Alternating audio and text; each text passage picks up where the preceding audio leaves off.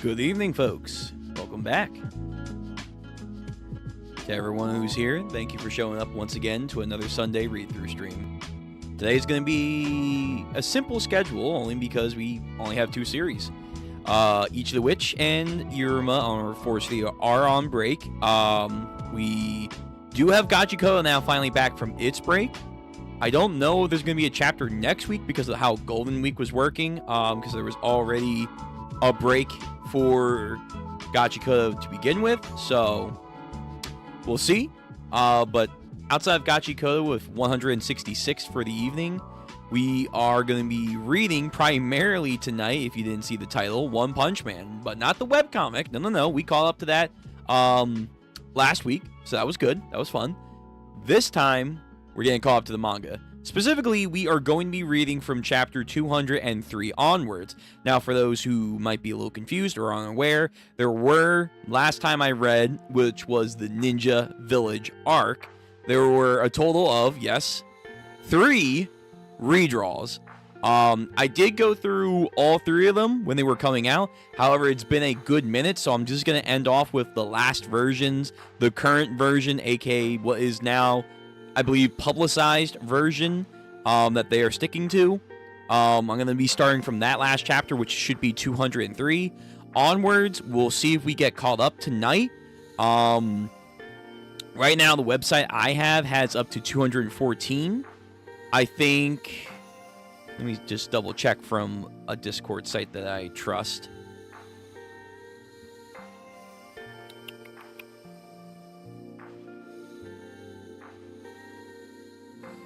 There's technically, I think, up to 229 right now.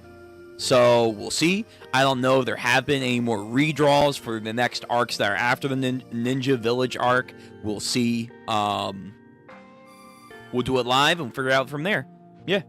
But again, I don't expect I'm going to probably get all the way caught up because unlike the webcomic, which had some pretty long chapters here and there, the manga absolutely can have some pretty lengthy chapters. So, depending on what kind of batches we're going to be getting caught up with, it could be a lot of reading for like a very few amount of chapters. So, but anyway, that's our plan for the evening. Again, Ichi and Iruma, unfortunately, will have to wait until they're back. Sad, I know. Jancy out there is probably crying in the corner somewhere, but don't worry, don't lose heart. We'll be back with Nishi Greatness next week. And then, of course, again, Gachiakuta, we'll see how that works.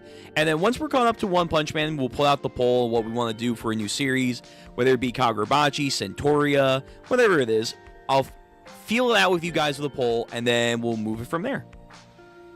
Vel, welcome to stream. I'm surprised. I figured because of the only 2 content that we're reading, not a lot of people would be coming out today. But, hello. Welcome. So, not really much after that, outside of, again, plans for the week are going to be Fate, primarily. I want to try and get that game gun. Then we have more JoJo's Part 9 we have to roll through. One Piece is back from its break. And, yeah. Oh, I will say, I did see that the anime/show stream from last night did get taken down. I should have the recording up. I'll try to, because what they got taken down for was, audio, which I thought it was probably maybe a little too high last night, but I wasn't quite sure. But, yeah, it got taken down for audio reasons. So, I'm going to have to edit that just a little bit, but it should be back up later in the evening for tomorrow or into Tuesday, so just prepare for that. But, yeah, I figured Disney would be like, no, showing or hearing too much of our thing, take it down. No, it's like, okay. Excuse me for trying to have fun, but yeah, so I'm aware. I will get that stream back up as quickly as I can. But, yeah. So, outside of that we'll be working on later, we're here for the stream. So, tonight again, Gachiakuta, we have a single chapter. We're back from our break, trying to figure out the mystery of what's going on.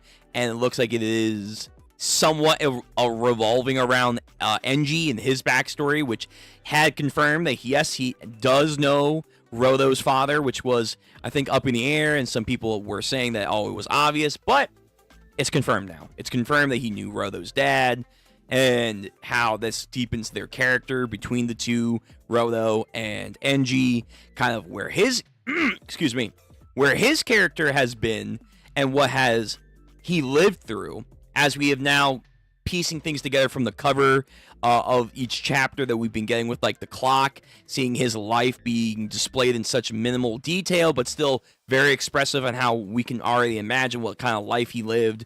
It's very sad, very fucked up. But Enji's going to be coming back into the spotlight with something. Will he be the 6th Watchman user? We will have to see. It's totally possible, but maybe still not confirmed. This could be 2 separate events happening just at the same time, or Rana could just be, trying to throw us for a red herring right now. We'll wait and see. So, welcome to the stream. Hey, Ziz.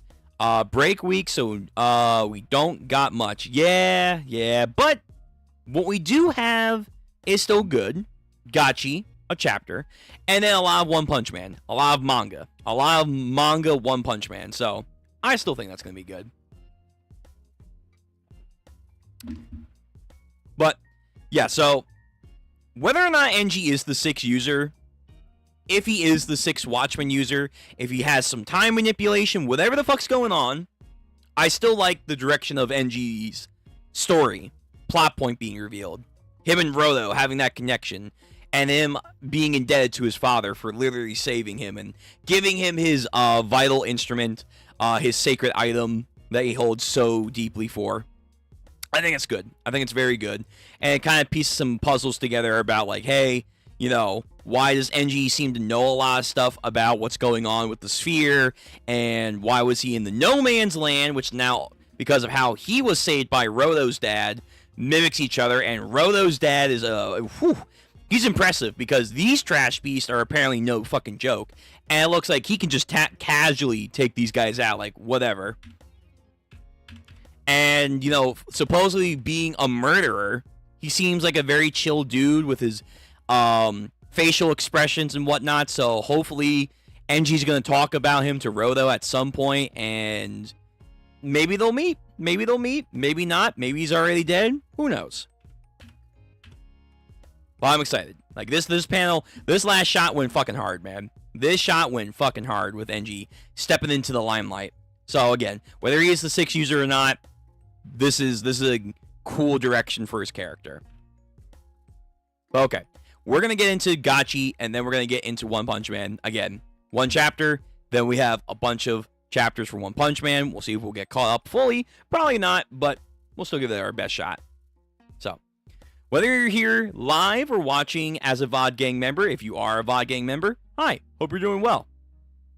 Both you guys can read the chapter, same as me right now. If you're live, it's going to be pinned to the chat. If you're watching as a VOD Gang member, it will be in the description down below.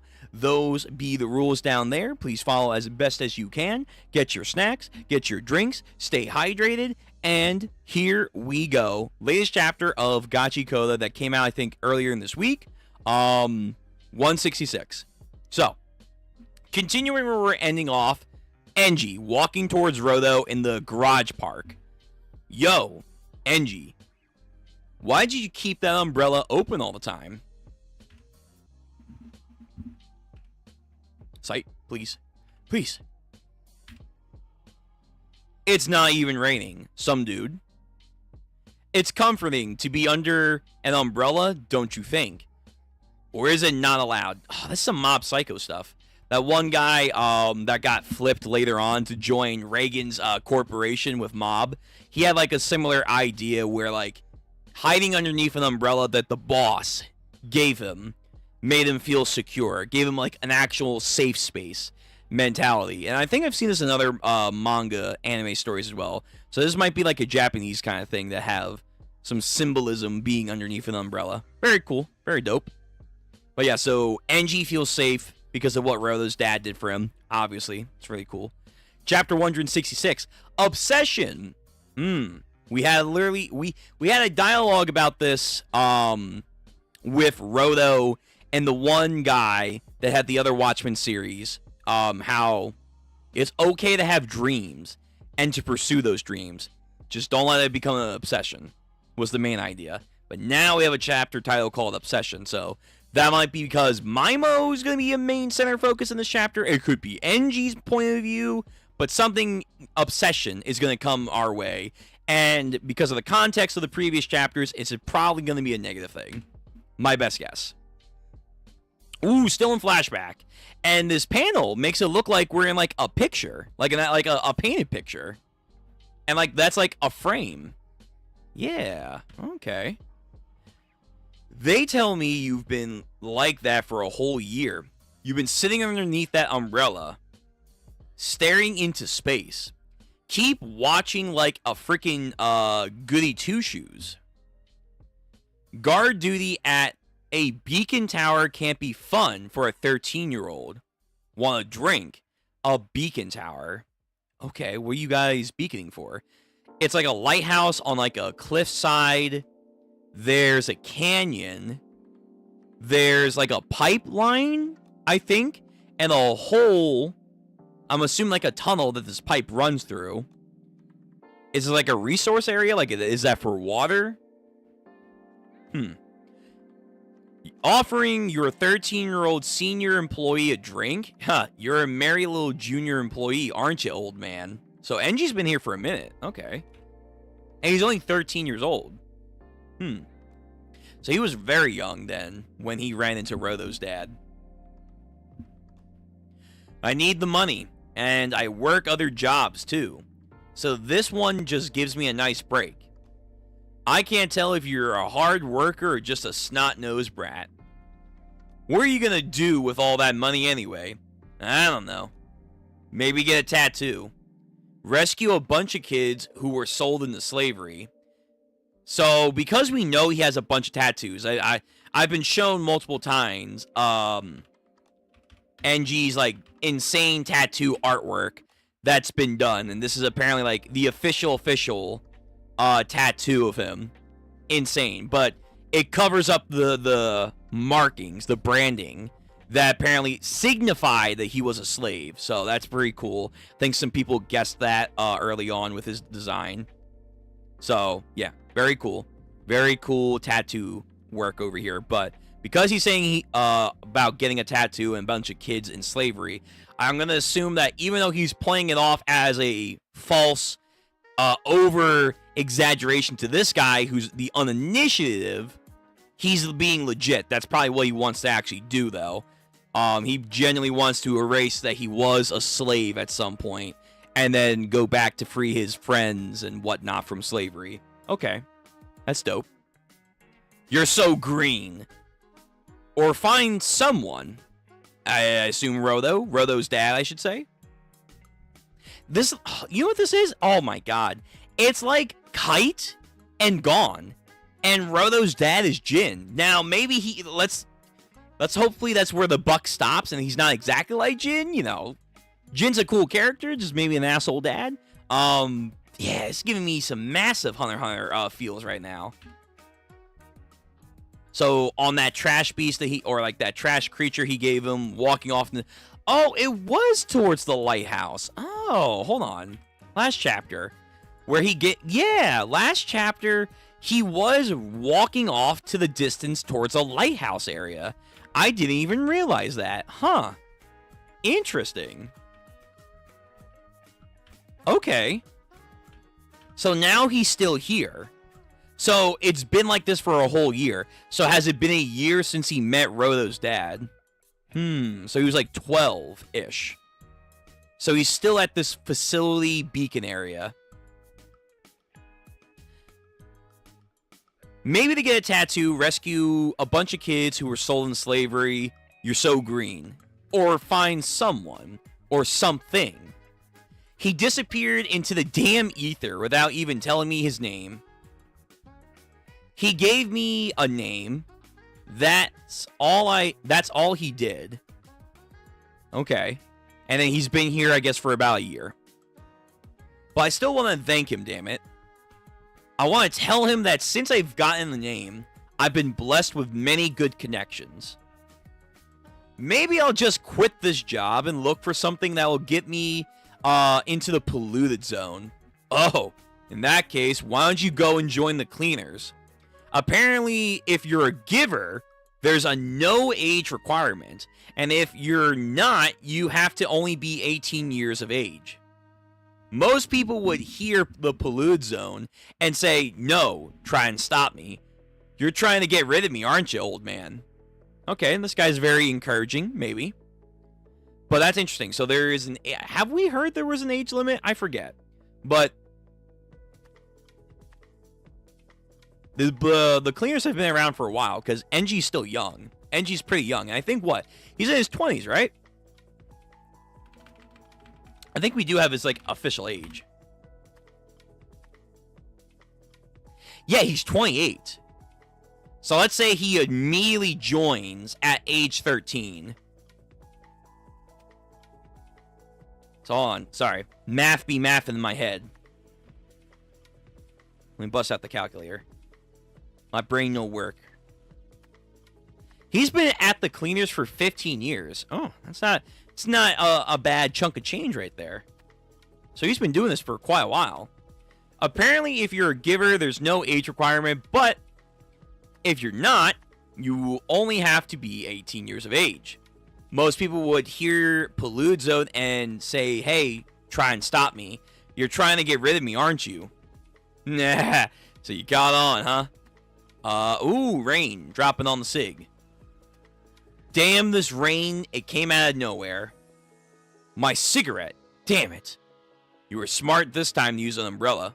Come on, we better get inside, NG. Hey, Mr. Senior Employee, NG. There. Is it him? Rolo's pappy? He's back after a year? I wonder... No, because she wouldn't have been born yet, so I was thinking, like... Amo and like the timeline, does this match up at all? No, she's definitely younger than NG, so that wouldn't work. But supposedly he saw his dad again. I found him. Back to real time now, Roto in his hypnotic state. Because Mimo got that upgrade with the secondary, or like he actually has now the Watchmen series attached to him. So his hypnotic voice is now amplified to where even Roto can actually be controlled. Dr. Lady and Small NG on photos when he says that Alto gave him a name. Oh, yeah, because the doctor girl, she says she knows about Roto and like his dad, supposedly. Yeah, you're right. Oh, shit. So, yeah, that's the doctor chick. Now, I think that's also her, too. I'm pretty sure. Yeah, I'm pretty sure these are the doctors. Not too sure who these guys are, just some random employees, but this woman here, I'm pretty sure is the doctor as well. Hold on. Gachiakuta.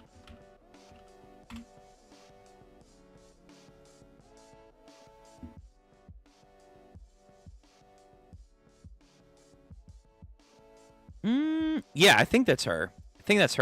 Or this could be her, too. But yeah, good call. So he's already ran into her. Nice. Nice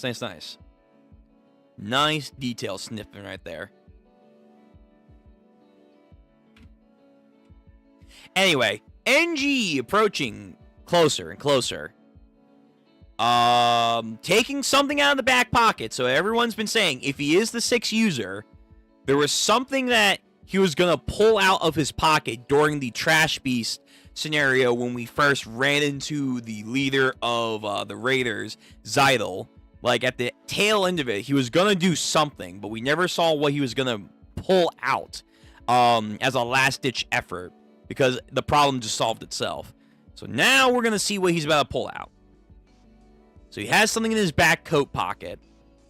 We're going back into the flashback. Hey, do you remember me? He says to him, assuming it is Alto.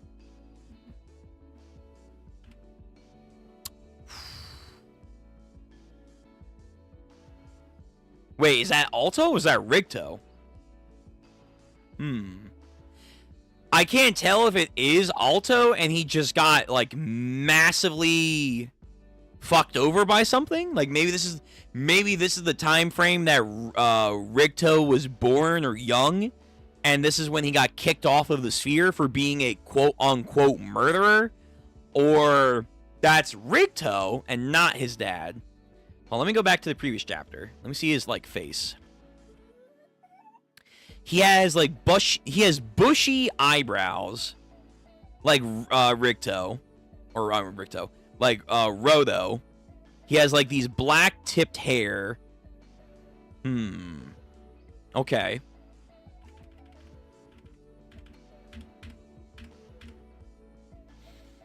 Nah, the hair's a little too black. So maybe that might be Rigto. So Rigto might have actually gone down to the lower realm, to the ground. Why now? Another connection. Maybe it is Alto. Okay, so Alto's going through something right there. Interesting. Okay. Before long, I'm going to break down and disappear. What does that mean? I've reached my limit. If I stay on the ground, eventually this kid will... Excuse... Do you have, like, a time limit? You can be on the ground? I don't think we've ever even heard of this. Or is it like... Is it kind of like Roto's triple R ability, where after using a item for a prolonged period, it's just gonna, like, snap after you're done and turn to dust? His ability, people theorize, Alto's ability, was to control the earth. So, like, maybe if that is his power to control the earth, like an earthbender, if he's, like, dying or somehow losing control, maybe that's what he means. He can't stay on the ground too much longer because he's, like, a walking hazard or something like that. Before long, I'm going to break down and disappear. I've reached my limit. If I stay on the ground, eventually this kid will. What? What do you mean you're dying? No, I figured it out. Thanks to you, I finally know what I need to do. Don't talk like these are your last words before I can even thank, and something happens. Throw something at Engie. Oh, no. It's actually a watch. It's actually a fucking watch. Hold on. Do I have to get my watch? I think I might have to get my fucking watch. Hold on. No. Oh, no. The time shenanigans are about to go down. Hold on, I'm getting my watch. Give me 1 second.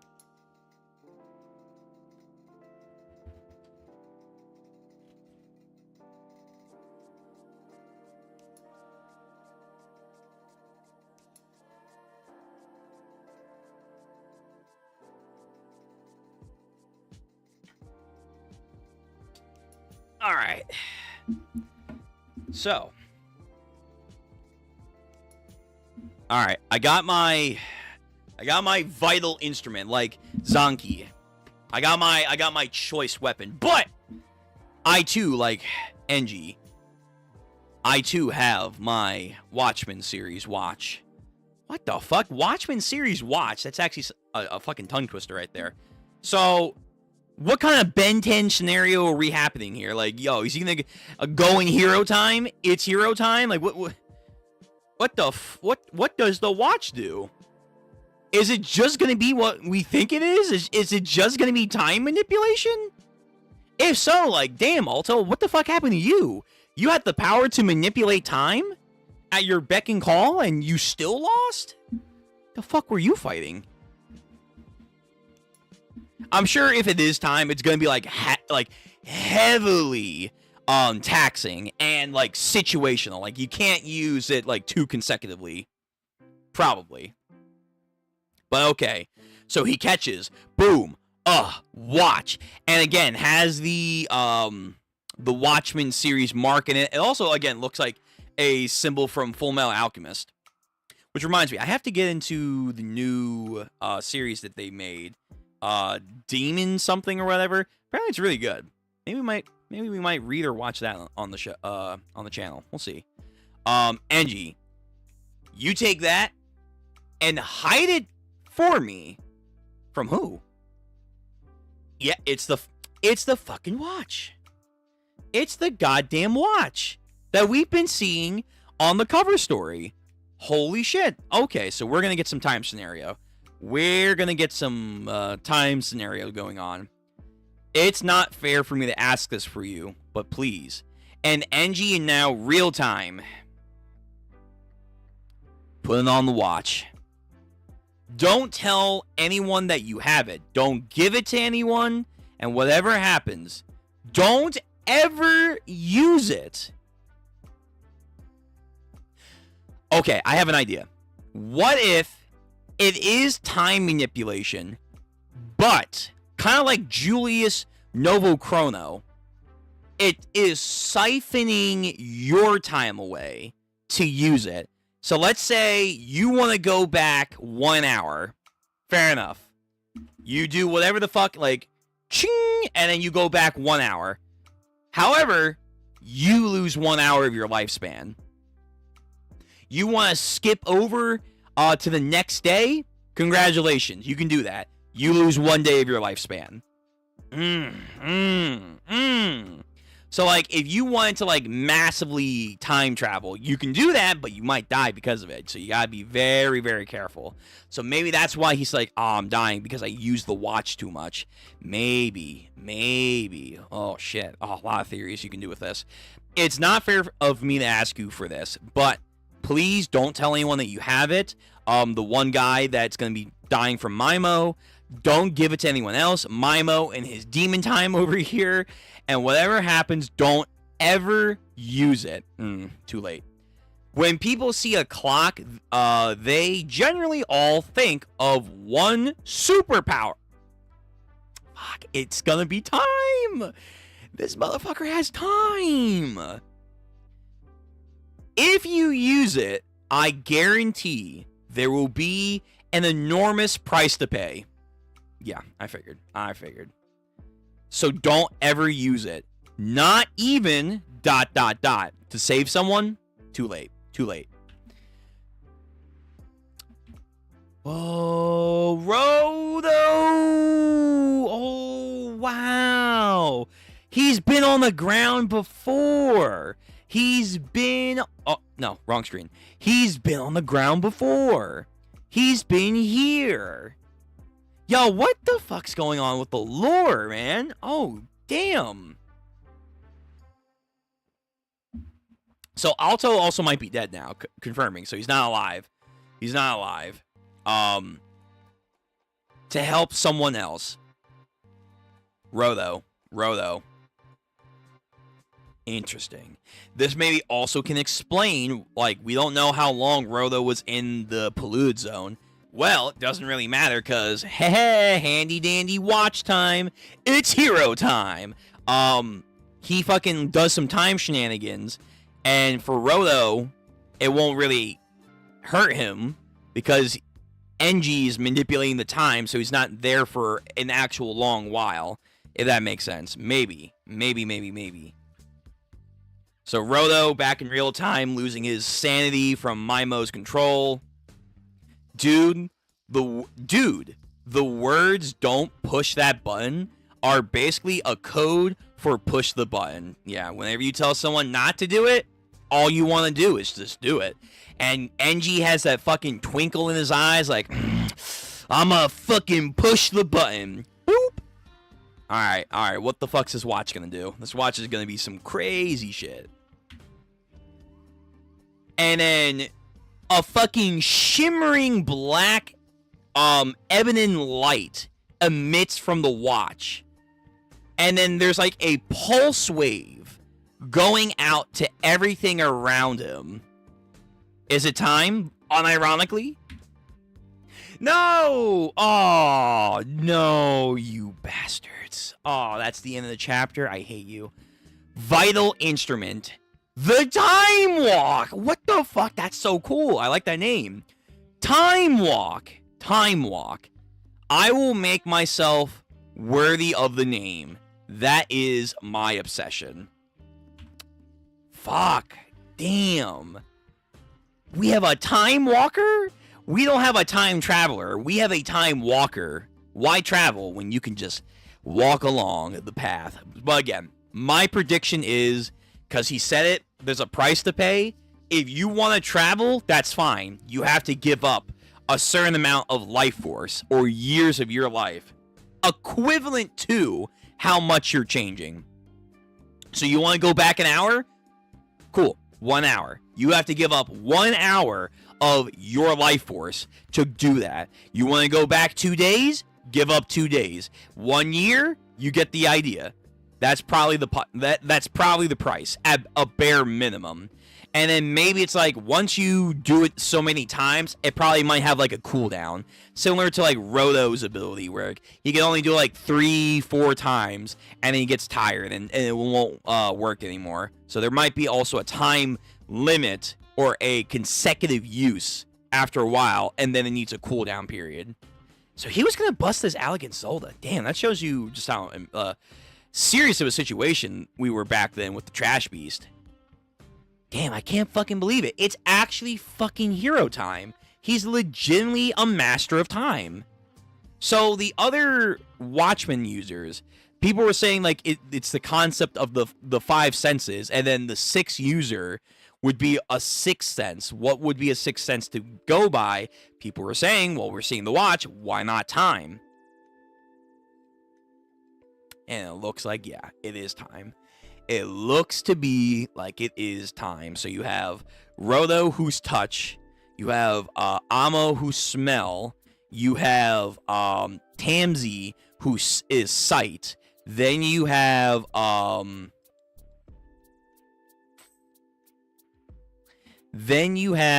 the other guy. That's like memory, soul manipulation. So it's kind of weird how you do that. But now you have time. Now you have time. So the other one should be taste, I guess. The last one should be taste. Once, if we get there. Watchmen series. Yeah, like if they do represent like the 5-6 senses. So you have smell, touch, eyesight with the book. The necklace, I guess, counts as... Let's see. Smell, sight, touch, taste, and hearing. I guess the necklace is hearing because you're communicating with each other. So then, I guess the jacket is taste? I guess? That's so weird, though. That's so weird. But anyway, the 6th series is here. The 6th item is, in fact, a watch. It is the Watch of Time, baby. Fuck, that's crazy. That's fucking insane. I can't believe that shit. So again, how the fuck did Roto's dad lose? Who the hell was he fighting against? If my theory is correct.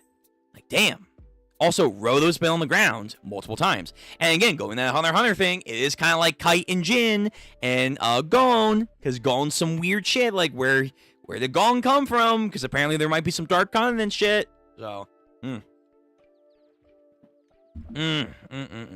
Alright, another very good chapter. These NG chapter stuff have been really good.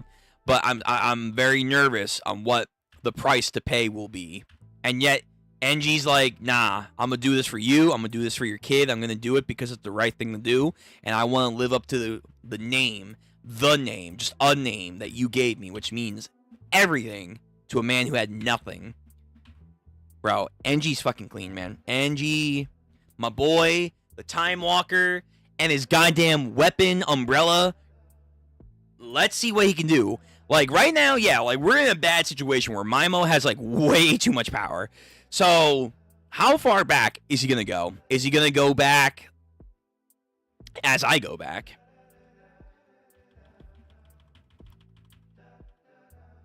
Is he going to go back, like, to when Roto and him are confronting Maimo, who just got, this guy's Watchmen series to mutate himself even further? Oh yeah, also, let me read this line again about human obsession. Humans possess a multitude of drawers and their desires, Life consists of gradually filling those drawers. As one fills them, the drawers increase in numbers. This repetition is what makes one human. But humans can use the Watchmen series without irregularities and different. To compensate for a grave loss of experience in the past, they obsess over a single desire. Some obsess over with love, aka Amo. Some are obsessed with taking down the sphere, aka Zolda. Some are obsessed with protecting their loved ones. This guy, the guy who can like change his appearance, or not Tamsi, the one who like can communicate through the souls and stuff. Some are obsessed with their revenge. That's Roto. The vital instrument is born from an obsession with a single object. Then the Watchmen series exists to support those obsessions with a single desire. I pieced together all the information I had gained through the chokers, and that is the connection I have made. I have been obsessed with becoming God. An obsession. So, as long as you have an obsession, you are working in tandem perfectly with the Watchmen series you can have in your possession to then magnify a vital instrument. So, knowing that and how Enji's saying he has an obsession, is he not only going to use the Watchmen series that he has in his possession? Because he did something here to where he gets cut. Mimo gets cut in this transformation. So I assume we're going to go only back this far. Maybe he'll go back further. Who knows? But it looks like he's just going back far enough to at least strike at him to get off the necklace. But is he using just the Watchmen series to go back in time? Or is he going to do what Mimo's doing, and also I guess Roto's doing, where he's using the vital instrument in tandem with his Watchmen series, so that's like multiplying its effect. So basically, is this man gonna like use his like drilling umbrella like Simone over here? Is he gonna drill through time or do some crazy scenario like that? It makes you wonder. It makes you wonder. Can he do that? Because he says he has an obsession, and that's with his name. He wants to live up to a sense of responsibility, a sense of ownership of who he is and the debt he wants to repay by doing good deeds. Like right there is like a very solid mindset. Maybe a little too obsessive, you can argue, but nonetheless a very solid mindset compared to I feel like the other Watchmen users. So cool, very very cool. Fuck, are we on break next week? Are we really not gonna have any more chapters for another week? I hope not. I think we might. Fuck. No. No. I want more. Give me 167. Oh. Okay. Yeah, we might have to wait. We might have to wait now another week. Well, technically, I guess another 2 weeks. All right. Let me read some chat, and then we're going on to One Punch Man. Yeah. So. Vel. Yeah, the new FMA author series is actually really good. Good. I've heard some good things about it, so that's good to hear. Roto's arms have black dots on them, so it's probably not scars from his dad, but some sort of birthmark. Okay, it could be like a Sebrick. Yeah, he does kind of have like these darkened outlines here on his fingers, so yeah, maybe it's like a birthmark, birth defect. Nothing from his father that he thought it was from, because I think that's what he says. I think he like says in chapter 1 like that his dad did this to him. I think maybe let me go back. But maybe it's something to do with him being a Cerbrick, like if that has something to do with like him like looking the way that he does, maybe.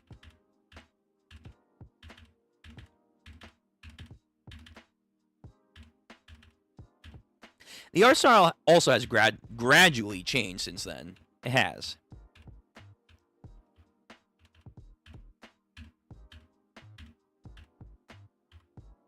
If only, what happened? I'll change the bandages on your hands. Take your gloves off. You need to stop going to trash heaps that won't help. They won't let you off so easy next time. This little cut is nothing. Not compared to the wounds my dad gave me. Right, so yeah, he said his dad gave him these wounds. But these are more like probably birthmarks. And it also looks like he's like... It looks like his skin is made out of wood or something. But yeah. Rikto doesn't say anything, but he is thinking something. If you commit a serious crime, it's an immediate death sentence, and it will drop you into the pit that's been the law in this city since forever. Your father was thrown down there. That's why you gotta take care of yourself and what's important to you, even in a craptastic world like this. As far as back I remember, my hands have always been pitch black. I used to get this really intense pain sometimes, and what with the way people would stare at the hideous wounds, I really messed me up when I was little. Then Rikto gave me these gloves. They were already pretty beat up when they first gave them to me, but just like that, the pain eased. I owed Rikto a debt I can never repay. Just like Engine with his dad. But yeah, so he's had these black markings on his hand since pretty much since birth. So they are probably more of a birthmark, not an injury to that extent. And it might have something to do with the Cerbric as themselves, like as a family. There might be something going on there. I won't say like a curse per se, but it could be something similar to that. Maybe it's like something to do with the watch. Like you can't use the watch, but they've had, and it's like still paying a toll even to this day. Maybe. So yeah, good catch. Good catch. He's moving in the car windows. If you reflection after the clock is activation, you can look on the double page spread. I don't think. Do I have double page spread on the site? Sometimes I do. Sometimes I don't. Let me see. Yeah, like it has this weird crease. I don't like it. It's not like a regular double page site, but whatever. Okay. You're right. You're right. Again, you guys had this a lot longer than I have to check out the details. You are correct. So he's literally going from point A to point B. So this is a reflection of what's, I guess, going to happen. So cool detail right there. Very dope. So he is time traveling. And again, from what we saw in 2 chapters ago, it looks like it's not going to go too far back. Just far enough to catch Maimo off guard so he can cut the necklace off his neck. To maybe, like, de-transform him. Maybe. Now, that might be, like, maybe 5 minutes. So we'll see how much life force he's going to use or something like that. It was an amazing double-page issue last week. So should be no chapter this week. But also no Gachiakuta in the next magazine issue preview. So could even be more, not short. God, as we were just getting into time travel shit too, we have to deal with all these breaks. Now, obviously, I know you guys who have been with Gachiakuta a lot longer than I have been caught up. You guys have told me since I was doing this, oh yeah, Gachiakuta has been on like these very extensive hiatuses as of late, which is like, I couldn't imagine. I couldn't imagine going through this arc with all the hiatuses. I'm barely making it through these miniature breaks. With this being my catch-up point right now, I couldn't imagine all of that. Because damn, this arc has been fantastic. It's been really good. People said, is it a Shibuya of Gachiakuta? It might be. It might be. It depends on how we're gonna end this arc, especially with this time travel power and its limitation, which I'm glad they are being upfront with. It has a limitation that makes it even better. But yeah, this could easily be the Shibuya of Gachiakuta, 100%. 100%. But damn, fuck, we have to wait. We have to wait for an indefinite amount of time.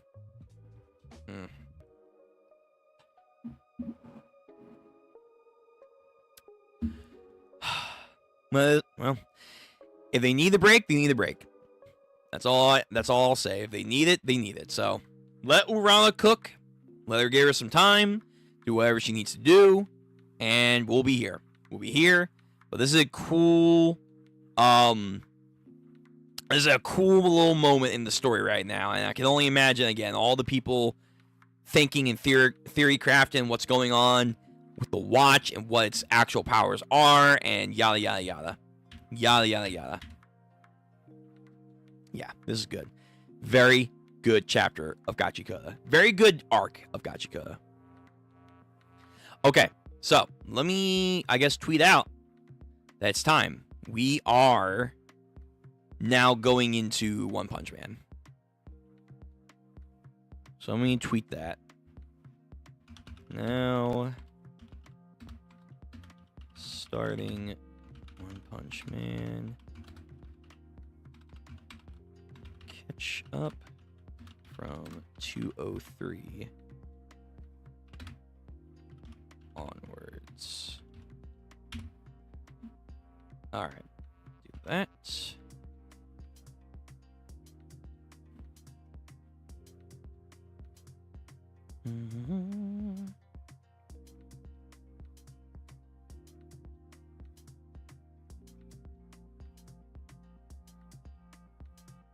All right.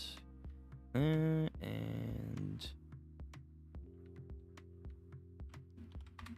there she goes. What's the next chapter?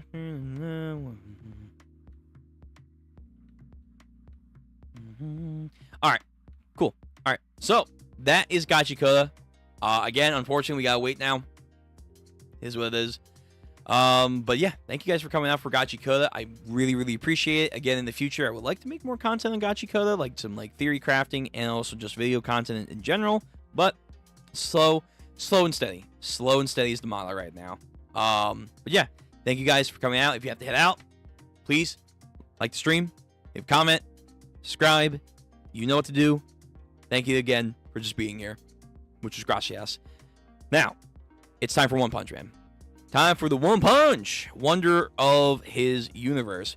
We are now officially back on the manga grind right now. So, again, like I said in the beginning, we're going to start where I ended off last time for what I remember. So, 203. And then once we get into 204, 205, that's going to be brand new spanking territory for me. And because there's 229 is the latest, we're probably not going to get caught up tonight. Probably not. But we'll see how far we get. So, with that being said, it's time for One Punch Man. Let me pin the chapter into the chat. And again, VOD Gang, hope you guys are sticking around for One Punch Man. Is in the link. The link is in the description down below. So, got that. Boom. Oh, I didn't get a header. Fuck. I knew I forgot. Damn, I knew I forgot about something. Hold on. Can I make one real quick? All right, this is professional. Let me see. If it doesn't crash my OBS too. That's also a must. A very big must. I knew I forgot about something. Damn it. I forgot to make the One Punch Man header. God damn it. Hold on. I can fix this. Give me a couple minutes and then we'll get into this.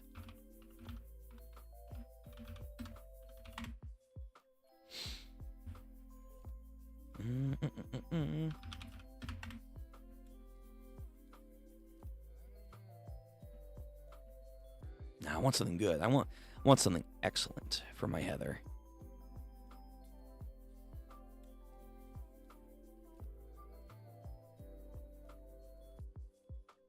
What do I have as my webcomic one? Let me see. Okay. This one could be... This one... That's not bad.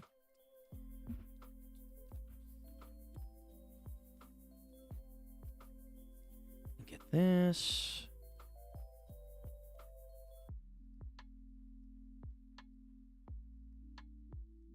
Make it a little bit bigger.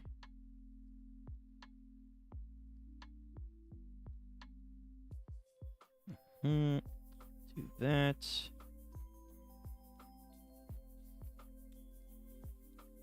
All right, then let me get the title PNG. Again, very professional. I know, but I need it. I like to have some headers for the different stuff I'm doing. Yeah. Yes, sir. I like that. Oh, yeah. That's some sexiness right there.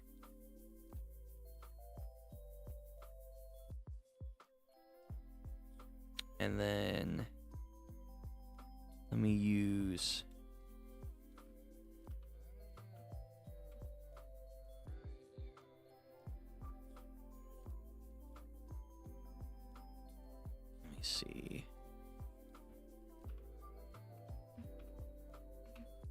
Make a similar thing like this right here. Manga. No,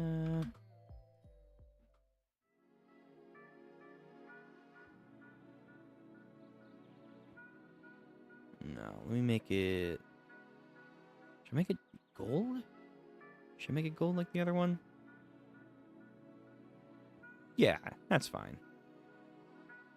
That's fine.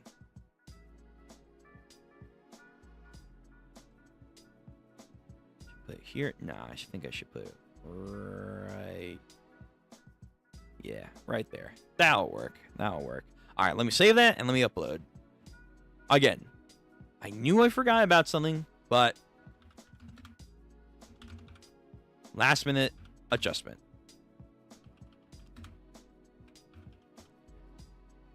Save. Save. There is a large amount of 3D information on the clipboard. Do you want to be able to paste? No, that's fine. Yeah, there we go. Alright, so then I should be able to upload it. Image.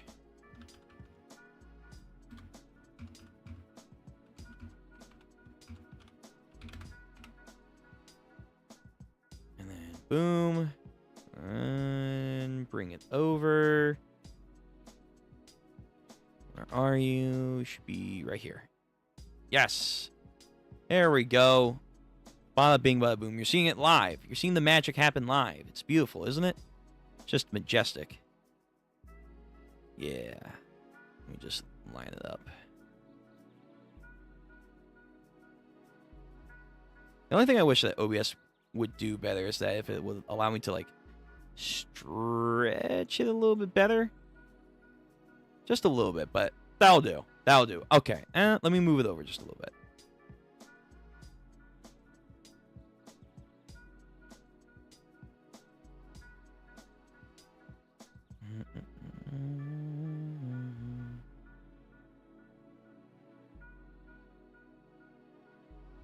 Just trying to line it up. Yeah, that'll do for right now. Okay, so now we have our header. We're good. We're good. We're good. We're good. So now, for real this time, let's get in the One Punch Man. So we're catching up from 203 onward. We'll see how far we get, and away we go. So, 203 Fever.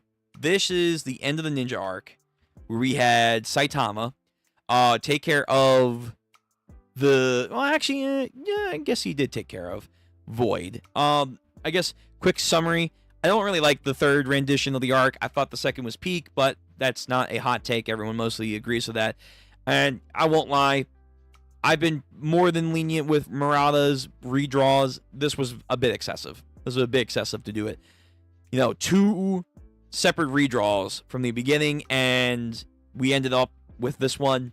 Not really okay with that. So that was definitely one of the main reasons why I just didn't catch up. Also, just to let the story build up a little bit more. By the way, so Empty Void transforms back into a man. That man. Shouldn't the wound he got from Blast have changed what he looks like? Void, are you back to normal? Blast. Yeah. I don't know. It's like the haze finally cleared. That's good to hear. So Void and Sonic, right? They had like a little clash. A hero. No, it's the martial artist champion Shiryu. Gonna register in the Hero Associations as soon as I can test my abilities. Right. So this is him getting the idea of going to the Hero Association or the Neo Heroes. Yep. It's funny, because again, he is a manga exclusive character for a while until, you know, a couple years back where he was introduced in the webcomic. It's just funny how both series can play off each other. It's interesting like that. But now we're finally seeing him about to get signed up for the Hero Registry.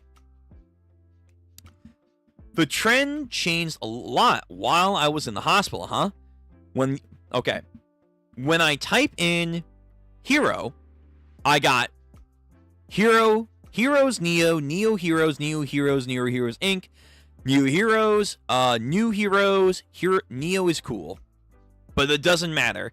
The Hero Association is where he is, and it's the only option. Saitama-shi. Click here to join.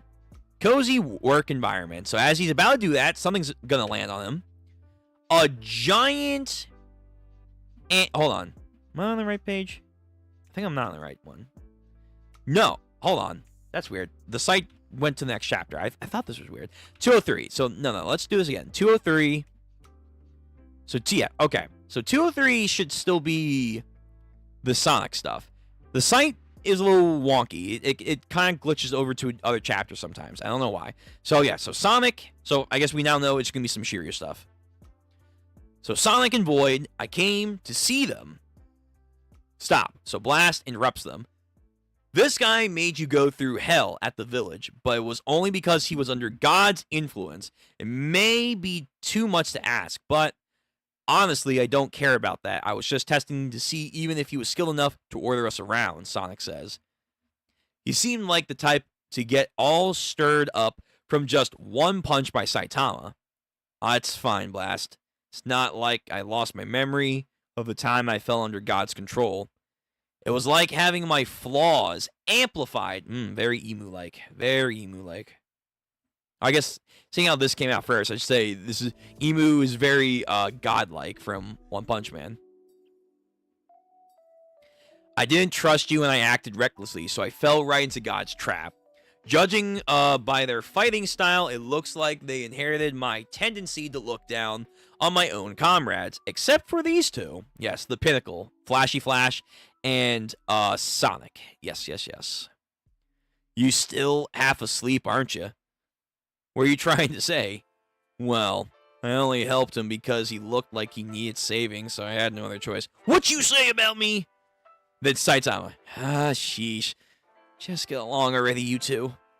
I have to return to the front lines against God now. Once everything is settled, I'll do whatever it takes to make up to you all. Until then, control yourselves and don't interfere. To make it up to us? We didn't do it because we wanted you to make it up to us. That's right. It was to fulfill our duty and live our lives as shinobi. If you want to live your life, do as you please. You need strength, he says.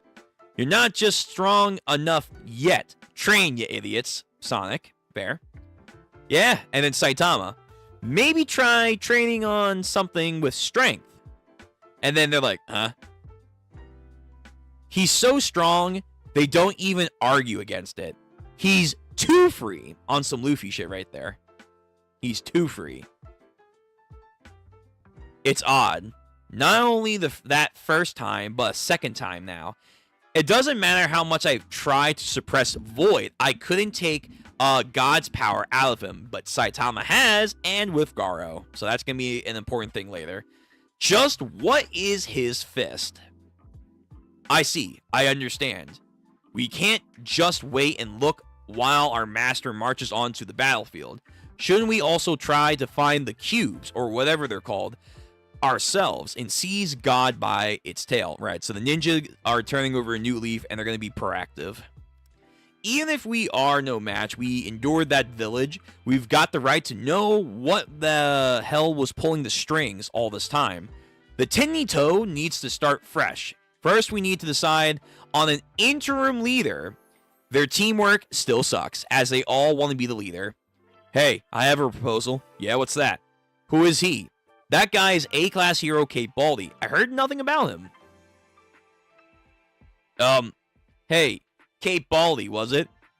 As a hero, you helped us correct the flaws in our ways, so I have a request. What are you on about? Please, would you lead the Tenito as our temporary leader? Your strength. And also, considering you don't really fit in well with the other heroes as well, so what do you say? I'm not a misfit by choice. Are you just trying to mock me? As Saitama says. Gains a wider array of followers, of course, because he's that good. But, again, this is not the plot point I would have liked for everything to have led towards, but for one reason or another, Murata said, alright, this is the path I want the redraws to lead with. So, again, I agree with redraws on a simple basis, but I'll call out when they don't work, and this was one of the times I just didn't agree with it. Still got that loyal dog mentality to them. Sonic, there's something I want to tell you. That day, I poisoned you. Yeah, so what? That was such a petty move. I was honestly disappointed in you.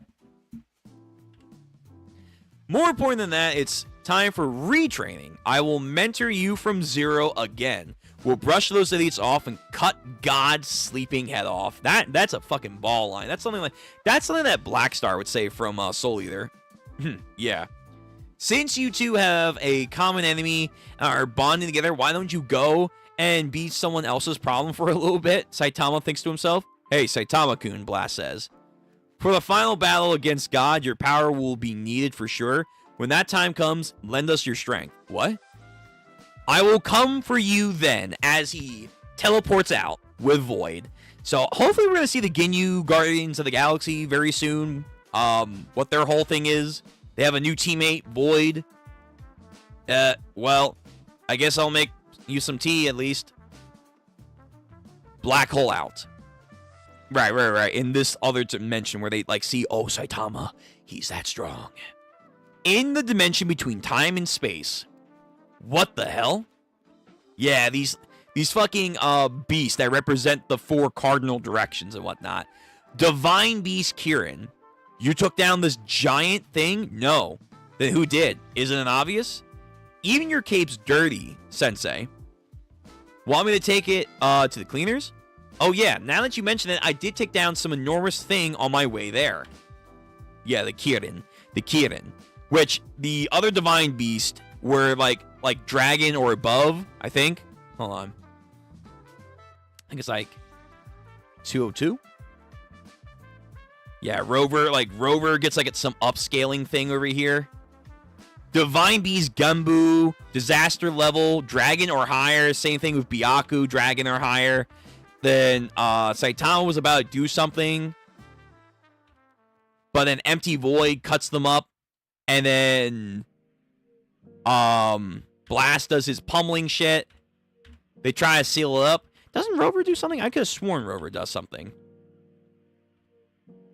Hold on. Let me see. I thought Rover did something against them. They got him like a little bit of an upscale feat. Yeah, they appear out the door. Yeah, he matches like combination of their energy beams. So Rover got a little bit of an upscale. Yeah. So anyway. Yeah. So those two were dragon or higher. Then this motherfucker, the Kirin, that's like a way bigger beast, is, menacing just for Blast and Empty Void to even stare up against. And Saitama, of course, being Saitama, wha-bam. Who cares? A few days later, please be our leader, sir. Stop bothering my disciple now, Flash says. Indeed, you are not allowed anymore. This is what you meant by, right, Sensei? Geno says. And then the two other ninja, Void, or no, not Void. Oh my god.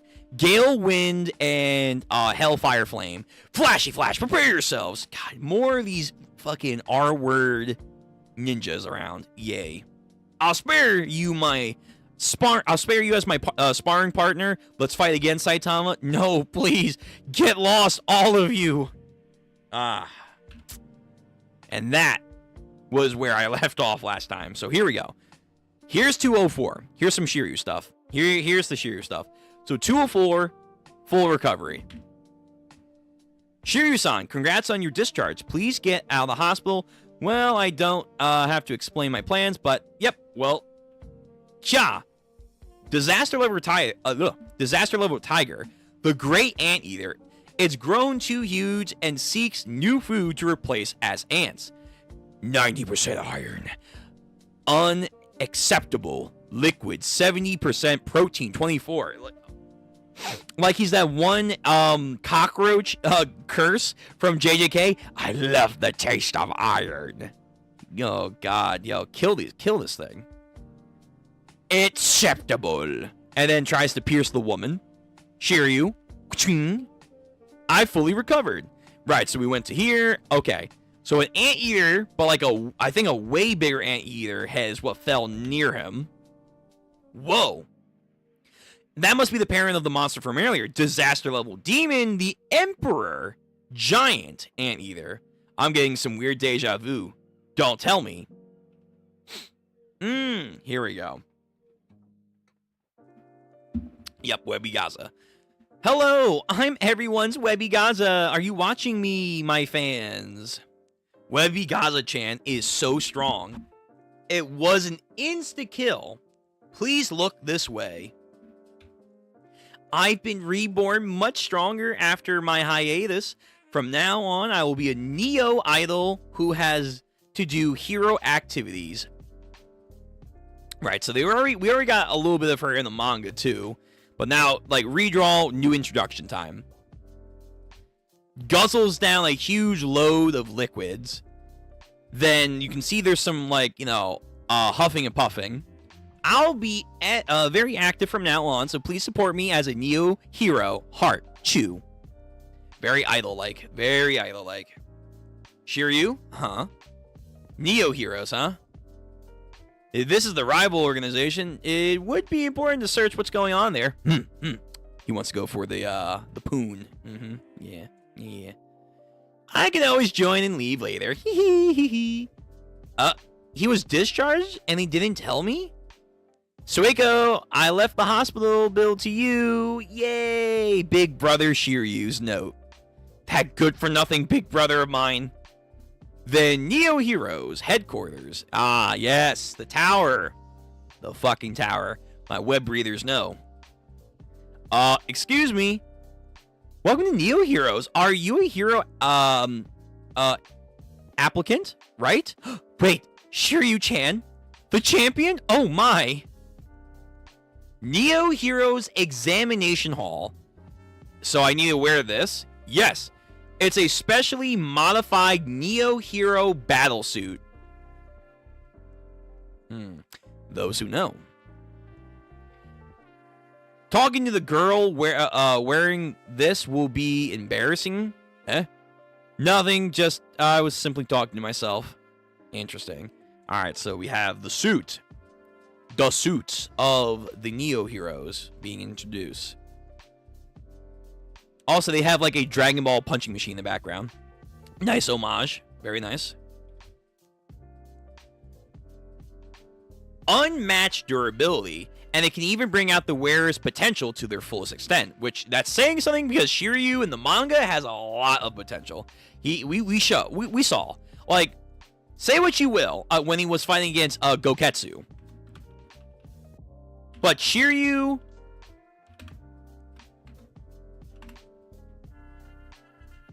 What was his name? Chozo, yes. Chozo. When he fought against Chozo, fuck the anime. Fuck the anime. They had, like, an actual battle. And it looked pretty fucking intense. Like, Shiryu, like, deflecting Chozo's bomb and then doing his, like, void-shaking tiger fist. This was some intense shit. Like, I think Shiryu, at this point in the game, when he had a weak mindset, was already better than Pui Pui Prisoner. I think if you take this Shiryu against Puri at the start of the series, oh, dude, he's kicking his ass. He's absolutely kicking his ass. I mean, honestly, you could make the argument this Shiryu still kicks Pui Pui Prisoner's ass, even with the angel hair and the vibration style. You can still make that argument. And to top it all off, not only does Shiryu at this point have a weak mindset, he hasn't trained in like 2-3 years. He's just been coasting through life. So now that he's finally reinvigorated by Saitama Shi, by the Goat Wonder himself, and is about to get back out there and be a new man and whatnot. Have that in mind with this battle suit that supposedly brings out the user's potential. Like, he's already S-class with all those negative aspects. The suit? Ooh, shit. He's going high. He's going high up there, baby. At least I think he is. Like, shit. Like, I think this is, like, the official order, yeah. So, like, if we go by official stats, not, like, strength stats, if we go by official stats, I think, like, you can easily say he could go, like, top 10. He could go top 10 with the suit. Strength stats, I would say, like, obviously, Blast is number 1. Tatsumaki's number 2. Right now, from what I remember, for number 3, I think for what we could say, it's King. Don't worry about King. Don't worry about King. You can argue it's potentially Genos, number 3, and or Metal Bat, number 3, because he was matching Garo for a little bit, and Genos should have, like, a lot of upgrades, and was going up against Psychos, so there's that. So, number 3, number 4, potentially. And then I want to say number 5 is Watchdog Man, only because we haven't really seen his full potential just yet. So I want to have him as a safe dark horse for number 5. Number 6 in strength and power.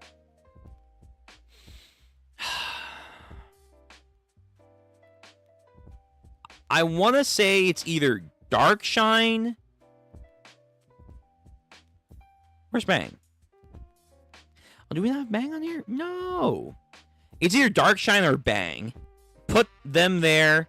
Then I would say potentially Bofoy with his secret military aspects and assets. Then go either Child Emperor or Atomic Samurai with the Sunblade. Oh, wait, Flashy Flash. Fuck. I forgot about Flashy Flash.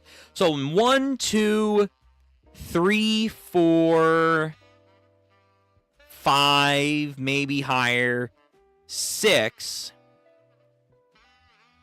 Let's go Bang, number 7. Number 8 is Darkshine. Number 9 is Bofoy. Number 10 is Atomic Samurai. Number 11 is Child Emperor. Number 12 is probably Drive Knight. Then, okay, so here it comes. Here's the tough one.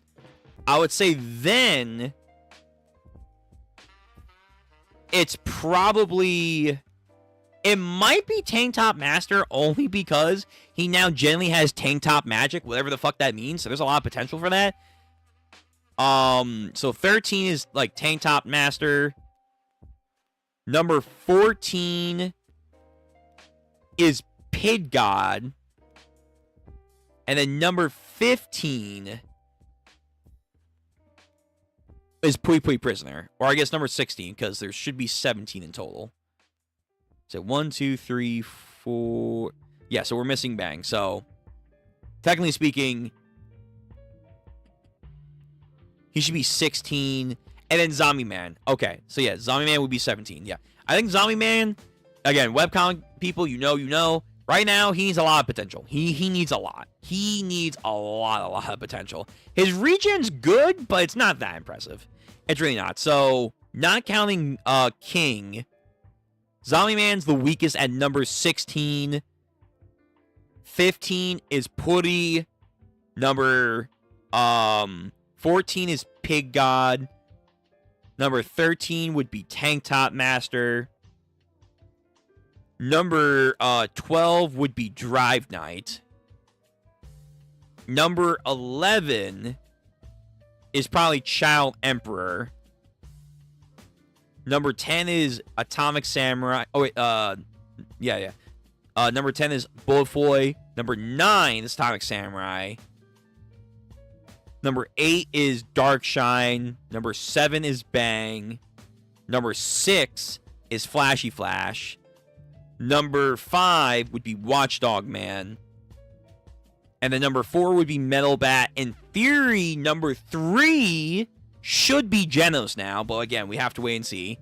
Number 2 is Tatsumaki, and then number 1 is Blast. Those are the orders of strength I would say the S-Class are in. Post Monster Association, post Tatsumaki arc, Yeah. Post Ninja Village arc as of right now. As of right now. That's what I would say the terms of strength are. Don't worry about King. So if you put him in there with the suit, actually without the suit, he's like, he might be better on my list of strength than like Tank Top Master with his magic, without the suit. Maybe as good as Drive Knight. Maybe as good as Drive Knight. Maybe. With the suit, there's a high possibility, like motherfuckers like Atomic Samurai, Child Emperor with his giant mech suit, maybe even Darkshine, might have a difficult time against Shiryu in the suit. There's a good chance that Shiryu in the suit, if they're being legit, he might push Darkshine. He might actually, fuck the mentality shit. He might genuinely push Darkshine. There's a good chance. I think Bang still has him, though.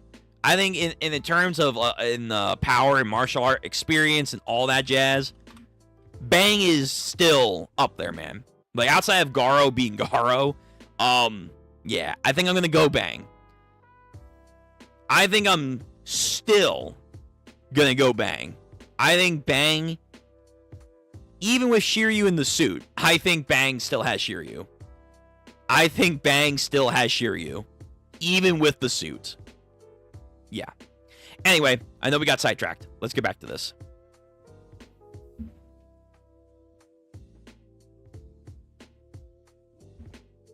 Unmatched durability. It even brings out the wearer's potential to their fullest. Whoa, what is this? I don't get it, but I can feel the power bursting forth. Yeah, and then breaks. Like, that's how much potential he has. He has so much potential with the suit, it breaks the suit. Yep. Huh? Oh, the $5 million per suit unit. You'll have to pay compensation for this, Mr. Shiryu. Oh no. How clever, you tampered with the suit to intentionally break so he couldn't back out of the deal. Well, no, we didn't do anything like that. Huh? And so Shiryu had no other choice but getting stuck with working at the Neo Heroes until he could repay the damages. Right, in this version, Metal Bat and the one guy, the eye patch dude, yeah, and Child Emperor, they're incognito to go in and investigate the Neo Heroes. And McCoy over here, attending remotely to congratulate Shiryu.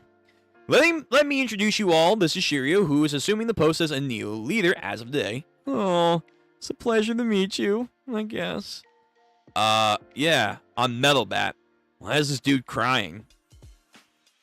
Interesting. Webby Gaza. Okay. Very moe over here. New chapter. Chapter 205, Neo Leaders. Webby, as she says. Oh, I can't face Saitama now. Damn. Saitama? Ooh, Metalbat should know Saitama, right? He should, by this point. Are you talking about Bald Cape, or Cade Bally? Who is always hanging around Demon Cyborg? Oh, so you know him? They, like me, had given up on the Hero Association's corruption and negligence and have decided to transfer here. Right, Sekingar? Yeah, something like that. Don't lump me in with you. Yeah, so Sekingar, Child Emperor, who changed his name, and Metal Bat, they're all incognito to investigate the Neo Heroes. That's right, compared to the Hero Association, which only brings in heroes who can usefully who are useful immediately, the Neo Heroes are more flexible and forward-thinking and are far more rational. I meant Wild Emperor-kun. There is a well-developed hero training system here as well. From now on, all young people who aspire to be heroes might be raised here. I can see the talent of Neo fails to recruit being employed as C or B class heroes over there. After all, the trainers here are now super top class people. And speaking of, Darkshine, welcome. Again, webcomic readers, you know what's going on. Oh, it's so good. So fucking good. Darkshine. Whoa, you transferred here. Well, yeah. I retired from hero activity. Look, I'm grateful to Neo Heroes for proposing a different way of life after I failed to be a pro hero. Looks like even someone with no guts can make it as a S-class hero there, huh? That ain't how it's gonna work in this new Neo Leaders affiliation. So watch yourself. Huh? He fucking gets triggered in second guard. No, hold on. Just compose, Melbat. He's like, shit. Okay. Hey, old man, you were going to introduce us to all the Neo Leaders, right? What's with the arrogant fool there? Oh, him. Yes. He's Ryomen.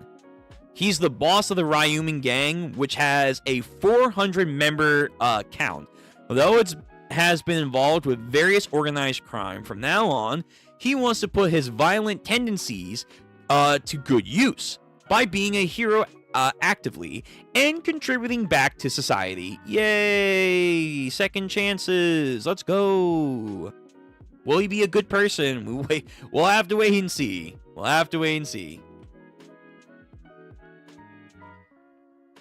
Yeah. The Ryumen gang is a force we can rely on, with the condition that they are under Neo surveillance. Well, as their leader, I educated those under me with a strong hand, so to speak. So you might want to watch your attitude towards your seniors, buddy. Then Excel comes in. It doesn't matter how positively you make it sound, past crimes cannot be erased. Oh. But I've had a change of heart, you know. He is Axel. He is the charismatic young civilian who leads the benevolent vigilant group called the Hunters, which has a proven track record of successfully taking down numerous monsters. He alone, with his 47 members, will be on active duty as Neo Heroes from now on. Yeah. Many people's hearts were moved by the sight of an ordinary civilian taking up the fight against monsters face to face. The enrollment will likely serve as an encouragement for anyone to aspire to be a hero who hesitated to take the plunge beforehand. Basically, propaganda. A propaganda piece.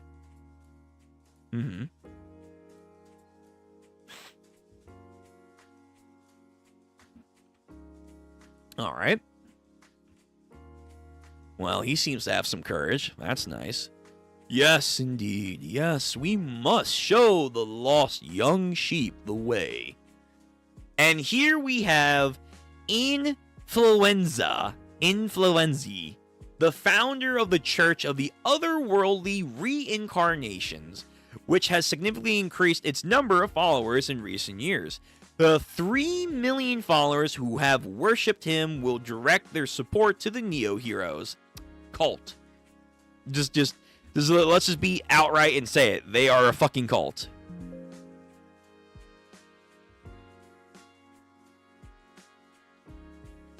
Good heavens.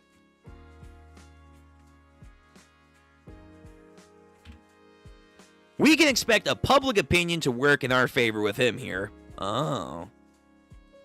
Do heroes do all that sort of stuff? You're through, aren't you?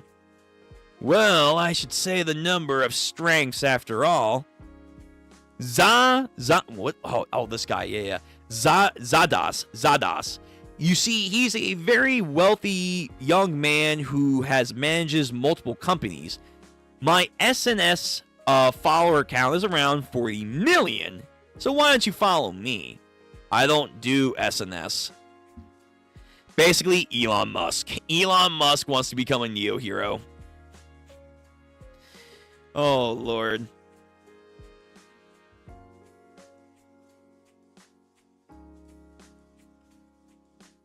The abundant funds of Neo are largely due to this guy's investment.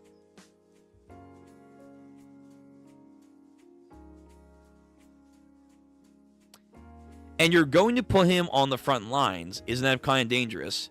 No, there's no need for concern. Poor people. Poor people, as he says to himself. Poor people. Poor people.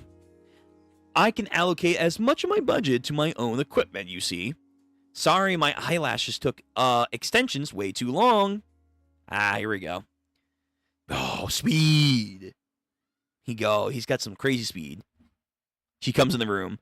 Why, hello there. Webby, hey. Ah, yes, Webby. You must be Webby Gaza-san, right? Pleased to meet you. My name is Shiryu. What coincidence, just earlier, I happened to... hot. Translation notes, switching from Webby, W-E-B-I, to a Webby because of the cover page. Okay. Sorry, I just ironed my dress a moment ago. It will wrinkle, so please don't touch it. Okay. As you may know, Webby Gaza is a hugely popular idol singer who is riding the high and has overflowing support from the teenagers. Anyone who speaks ill of her will not go unchallenged by her crazy, enthusiastic fans. Idol fans. Idol fans to the maximum. Like the super hardcore idol fans. After a 6-month hiatus, where she had undergone various human experiments, she has returned as an enhanced human. We'll find out what that means.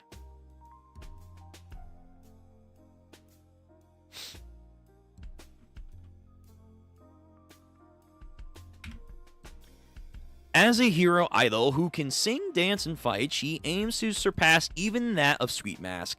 With the release of her new song, paired to time with her hero activities, she has now been expected to become a pillar of the hero popularity poll. I'm Wild Emperor. I also listen to your new songs. Aw, really? I'm so happy. Thank you. I'm Mellowbat. My little sister is a real big fan of you. Could you maybe give me an autograph, please?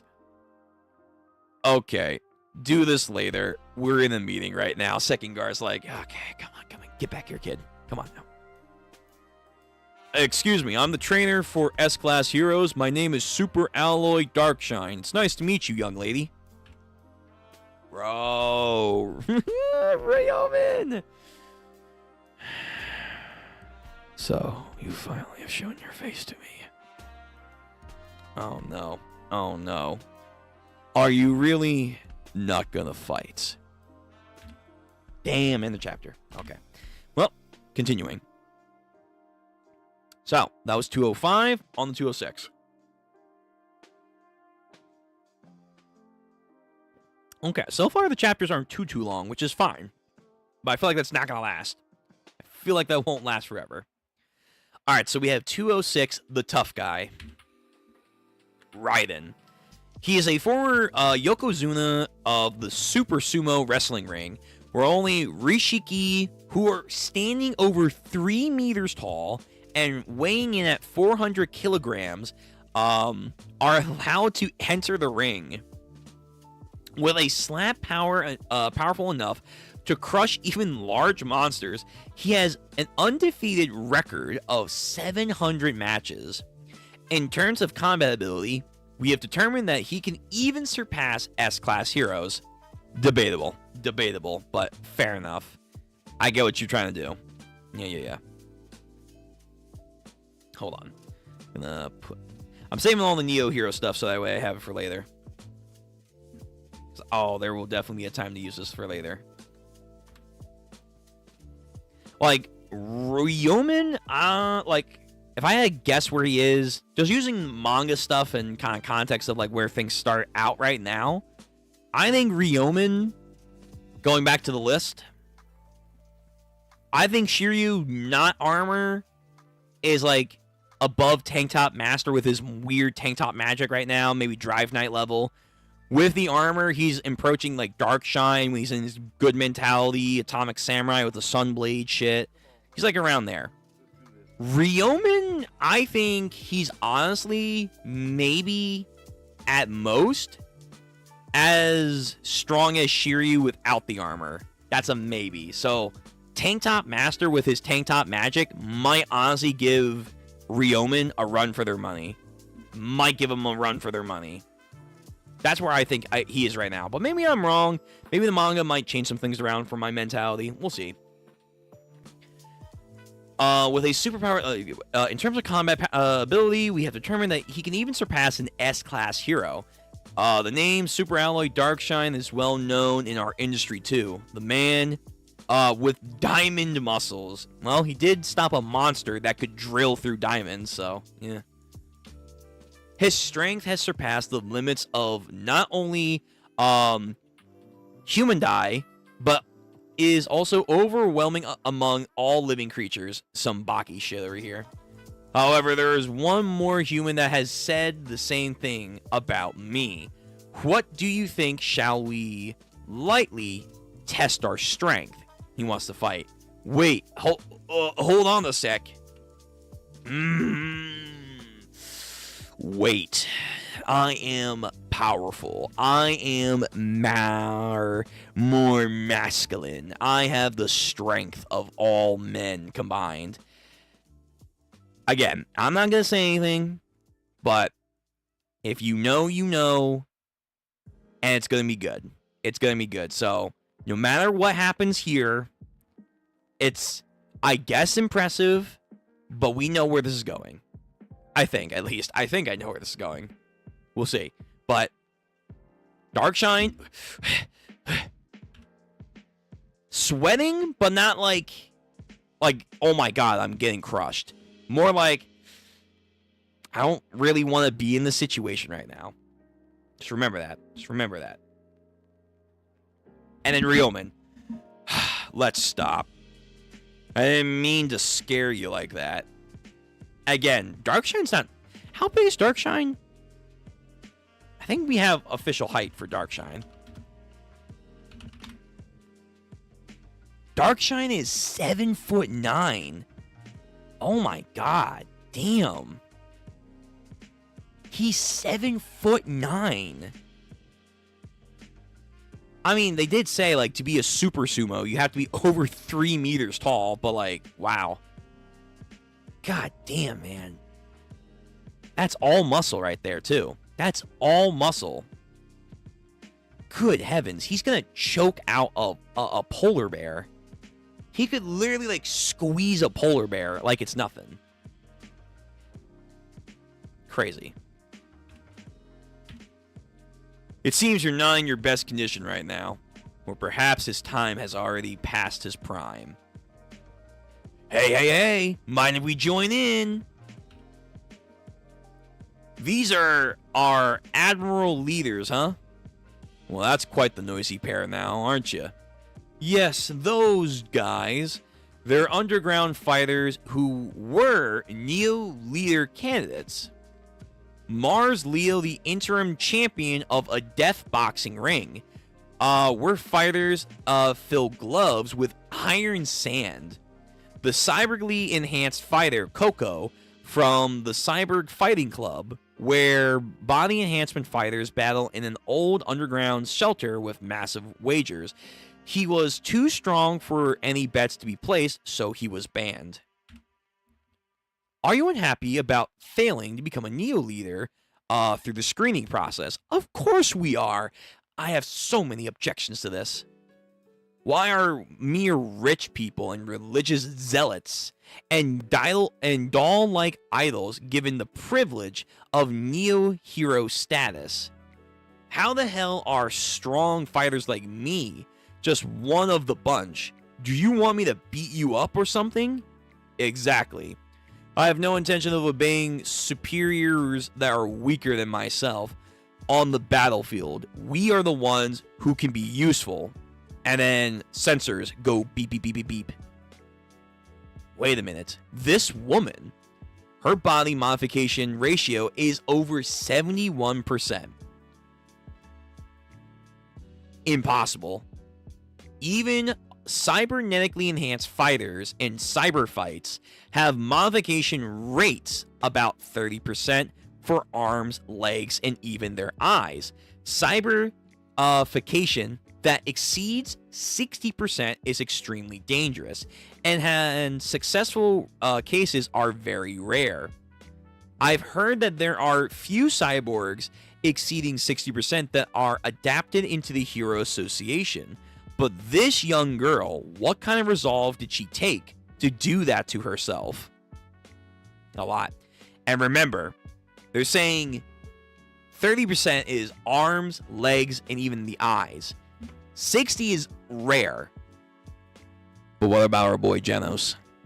We actually know for a fact what Genos is. Genos has his brain and his spinal cord. That's it.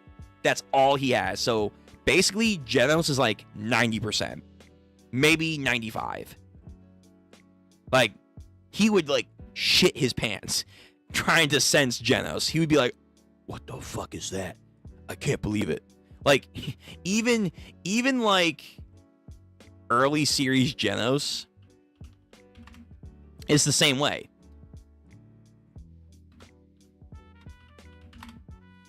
Even like the introduction Genos.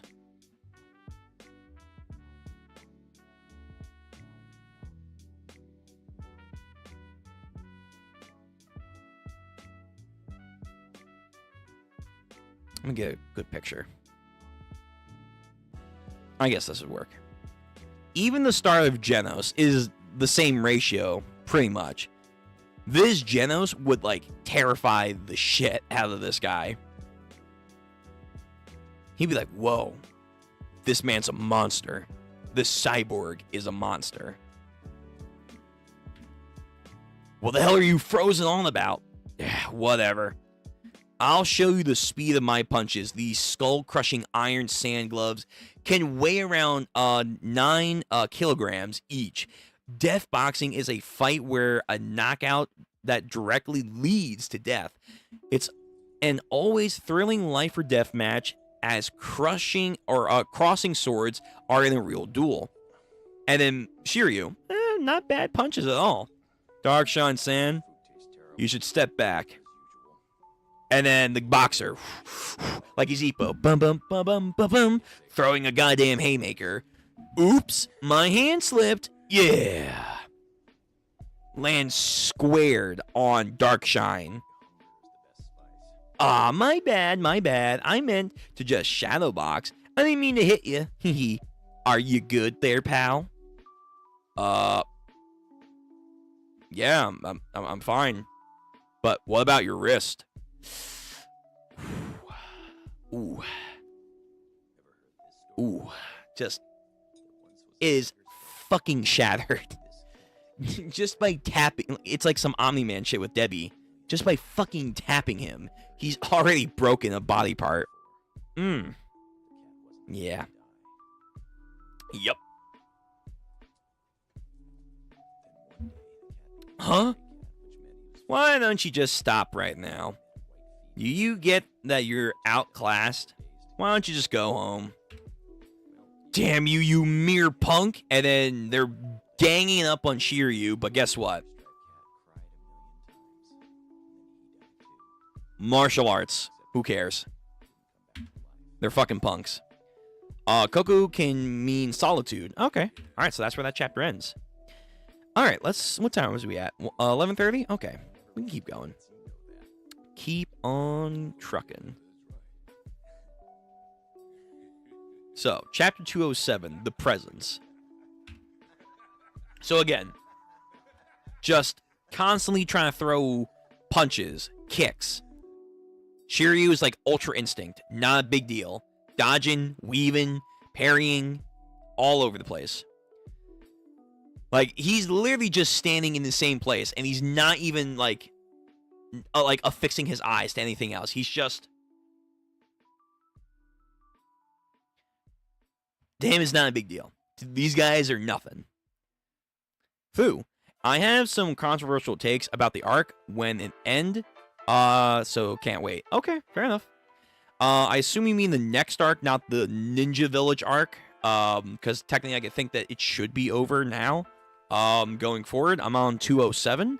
So the next arc, which I should know, because I'm a web breather, If it's that arc, I want to hear your opinion. I'll hear your opinion. His principles are that he has no principles. Well, a carefree martial artist. But you can see his strength for yourself. That is Shiryu. So this is kind of his introduction to the group. Like, yeah, I'm fucking skilled, man. Who cares? And then, bam, kicks the one guy. Ooh, yeah, that's right. I forgot about this guy. Oops, are you okay? Hey, you're a hitman with a special A-class bounty on his head. His combat skills are effective against even monsters. He accepted to join us in a condition of always being under surveillance. Just try not to hurt yourself with such vulgar attitudes. This is Second Guard from the Intelligence Division. Isn't he being protected rather than surveilled? You hired him under the condition of shielding him from law enforcement, right? The Hero Association is also trailing with recruiting outlaws. If we can properly control and use their skill sets, they could become role models we can show off. Given the current situation, isn't this a reasonable decision to make? Wild Emperor, former S-Class hero. Nice to meet everyone. We are grateful that the 10-year-old genius has now transferred to our side. We hope that one day he can lead the Neo Heroes. Okay. Control and use us, huh? You can do your best. Sure. I'll be reasonable as best I can. We have successfully identified the funding sources for Neo Heroes. Yes, you're quick to work as always. Second Guard and Child Emperor. Through this, we have found money laundering from illegal transactions of criminal enterprises, tax evasion cover-ups from wealthy individuals, religious leader backings, human experimentation on heroes, and then the marketing of it is the result of it. Yeah. Not good. Not good. Everything is welcoming at first. If anything, it seems the organization was established to serve these objectives instead of doing hero work. Right. I get to Neo's top of management through McCoy, and then we can find out what the overall direction and philosophy of this organization is. If we combine that with the information and theories you have gained so far, we should be able to get more complete picture. We might also be able to find out what Neo is planning against the Hero Association. That's great. As expected, they have high hopes for you, Child Emperor-kun. I will also need to do my best as a trainer. It's an honor to hear such words from you, Darkseid. It took me by surprise. I never would have expected an S-Class hero like you to retire so rapidly. It's okay. Well, a person like me who doesn't shine can't be seen as a hero. It's okay. It's okay. It's okay. I just gotta remember. Just gotta breathe.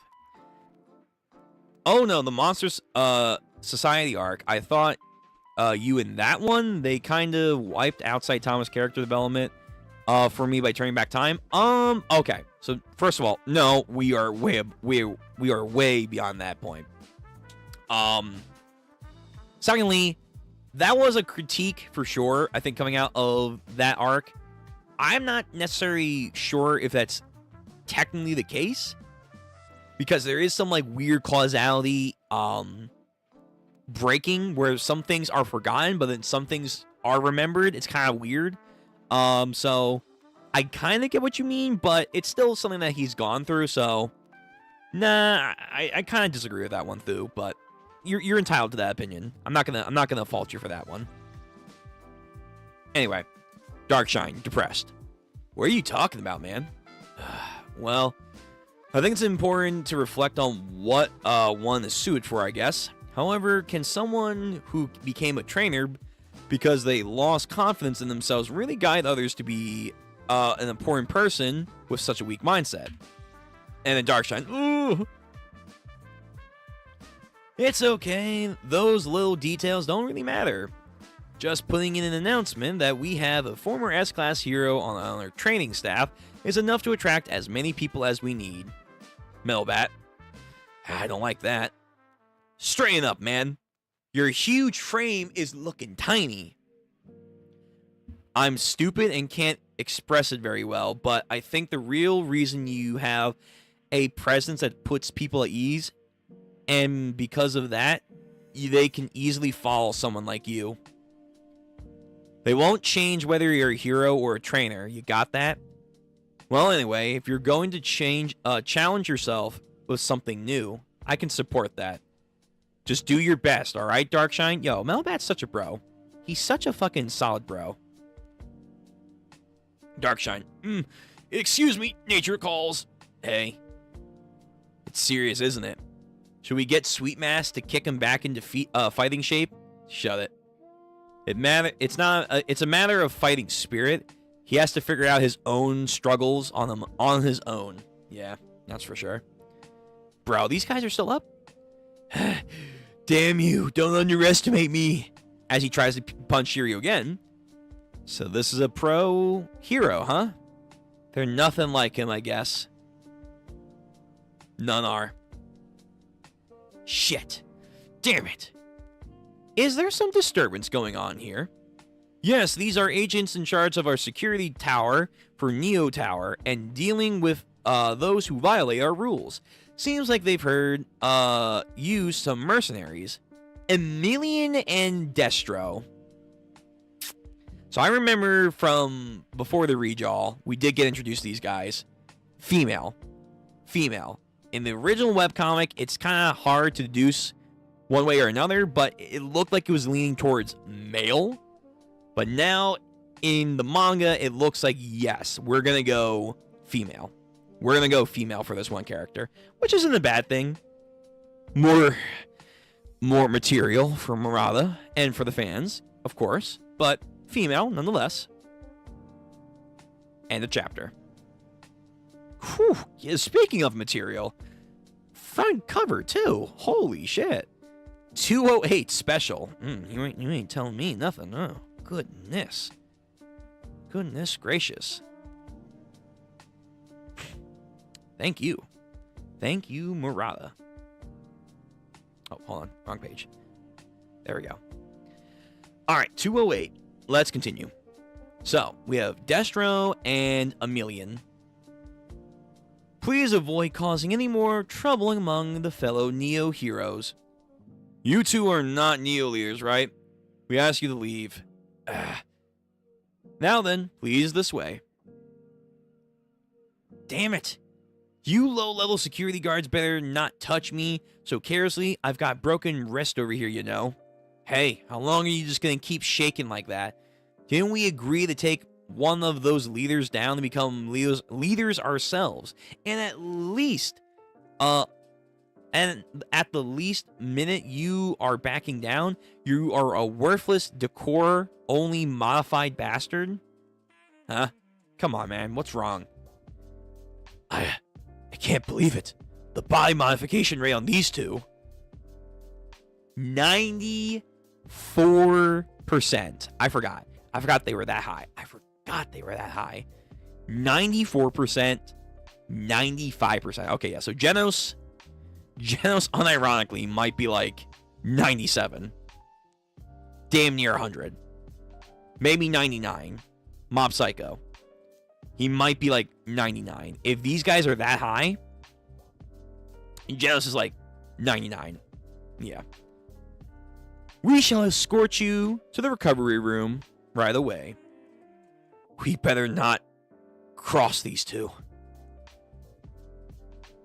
Webby Gaza falls to her feet. Webby Gaza-san. What's wrong? McCoy-san, we should really call a medical person. No, thank you. I'm fine. It's just a small headache. The main server here and my brain got connected in the modification scenario. Lately, I've had the sensation like someone is reaching and is trying to probe around in my mind. It's maybe not a feeling you should have too often. I would be concerned. Child Emperor, like, that's weird. Evil. Very evil. That's not good. Kyaha! Hurry now, to the infirmary. Yo, nice shot there. Thank you, Murata. Thank you. Again, very high temperature. This high fever. I see, so you've been enduring this entire time. No, that's not it, you idiot. Just put me down, geez. It's okay. You can leave this to me. Whew. Got saved there. Hey, where's the infirmary? He doesn't seem like a bad guy, though. And then, boom, bonk. This is my normal body temperature, okay? What? That can't be. You look fine, though. What a bunch of weirdos, says the cultist. Metalbat is also joining our team. He is the strongest brawler pacifist. Okay. Yo. He chose Neo over the Hero Association to become a hero his little sister couldn't be proud of. So, in other words, he's an idiot. You're not wrong about that. Seems like being a bit of an idiot is rather than being subtle, better. Rather than subtle is better suited for this line of work. Okay. I mean, he's being subtle in his spying, that's for sure. I'll take that as a compliment, senpai. They're giving such Kuwabara and Yusuke energy. I love it. Seems like I'll get along with you just okay. Kuwabara, you're meshy. McCoy says. And lastly, the one sitting in the rear. He is the person who has led the foundation for Neo Heroes. Surely he will become the symbol of a new era of heroes. He will be your standing leader at the top of our organization. At the top, this guy. Now then, a few words, please, to introduce yourself. Hello, my name is Blue. I'm Blue, night. He's here. He is here. I think it was introduced in the redraws, like the first round. So they should introduce it here. But just in case, let me wait. The Neo Heroes were established with the pursuit of showing real heroes to the world. But it's not easy. It's not that easy. Under a banner of justice, we can't restore peace if we don't fully commit to it. Let's do it together. Let's join our forces with me. I was surprised about the 10-year-old being a leader over here. But when I heard that a 16-year-old boy is going to be hauling out the shots, I had my doubts. My ears. He's special after all, supposedly. Special? He is the son of Blast. There it is. So, once again, Blue is introduced into the manga as the son of Blast. What does this mean? A lot. It means a lot, especially with the manga continuity. It means a lot. Some stuff is still gone because of the redraw from the Ninja Village arc. But it still means a lot. Still means a heck of a lot. That Blast has a son, A, and B, he's going to become a hero too. But for a competitive organization. But yes, Blue is here. The Blue. Alright, so we are on chapter 209. Oh, this only has 8 pages? Damn, okay. So let's see. At the rate that we're going, if this keeps up, we can probably get to maybe 214. We can maybe get to 214. So then 215, 16, 17, 18, 19, 20, 21, 22, 23, 24, 25, 26, 27, 28, 29. So about 15 more chapters left, I think roughly is what I'm behind on. All right. Here we go. So chapter 209, shopping.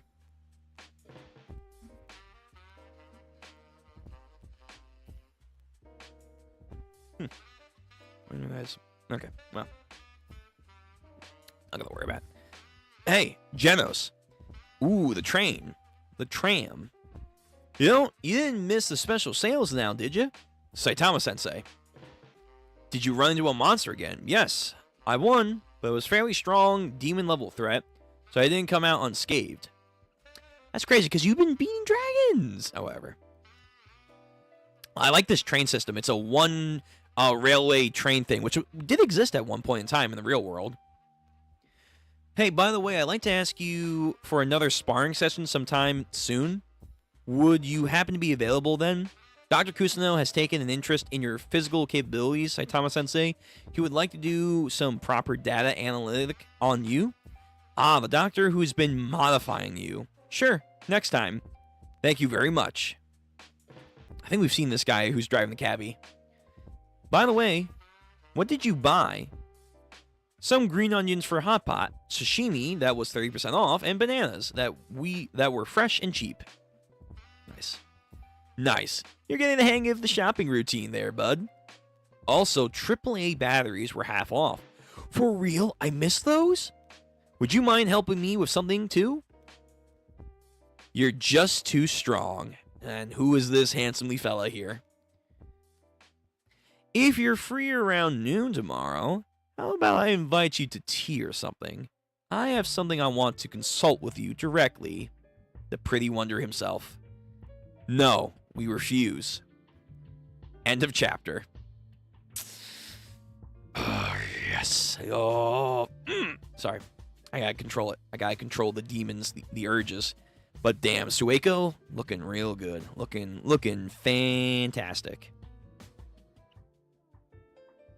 Okay.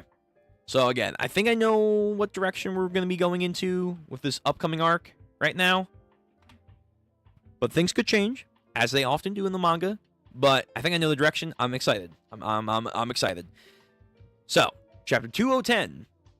I'm sorry, 210. Intensive training camp. Saitama, surfing. Shiryu, being the surfboard.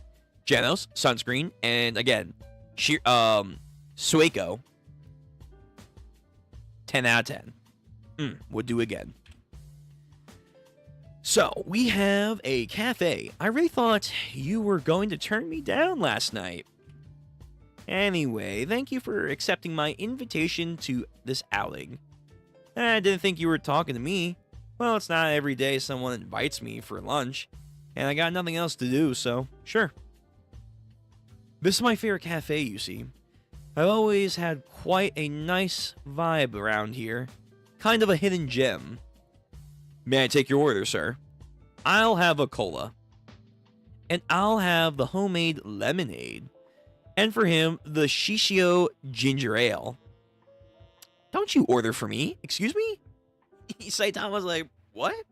I said I wanted a soda, not ginger ale. Alright, no point in wasting time now. Let's get right to the point while we wait for our drinks. Kate Baldy, are you aware that the world has entered a new era of change? Oh, here we go. Here we go. Yes. Yes! I've been waiting for this. I've been waiting for this for fucking years, man, to get adapted into the manga. I've been waiting years for this lore. And it's here. Finally. I like it's weird because it's kind of already been fleshed out a little bit and kind of explained, but now like this is the real deal. Here's the real lore on what the fuck's going on to a certain degree with the One Punch Man world. A long time ago, there used to be multiple so-called countries all over the earth that repeatedly waged large-scale world wars, fighting over land and resources. As the population declined and preservation of species became a top priority, the human race unified its language and its global government was born. This was the first era of change. Yup. However, the effects of the World War continued to erode the planet. The environment turned toxic, climate change accelerated, sea levels rose, harmful organisms proliferated. In response, humanity abandoned other territories, focused all of its efforts on the super continent. I repeat, the super continent. And carried out a mass migration after overcoming the second era of the single unified nation and had grew strong once again. So if you didn't know, here it is. The One Punch Man world kind of is our world. Except, A, it's gone through a lot of turmoil, and the landmass that it's on, that we have seen multiple times, and it's been kind of alluded to up until now, but it is, in fact, a supercontinent. They are on a supercontinent. And, a little bit more fun fact, the shape of the supercontinent that we're on is the outline of the prefecture of Saitama that's in Japan. Just blown up. But yes, this has technically kind of been in information for a while. I think like the anime also kind of spoiled it too. But yes, supercontinent. We officially have a supercontinent being dropped in One Punch Man. What's this? One Punch Man supercontinent in Versus? Ooh, is there? I'm not caught up, but maybe. Either way, this has like had a lot of impact to the scaling of the One Punch Man verse. Because remember, Garo like fucking did some crazy shit where like some parts of other continents were lifting up when he was fighting against Saitama.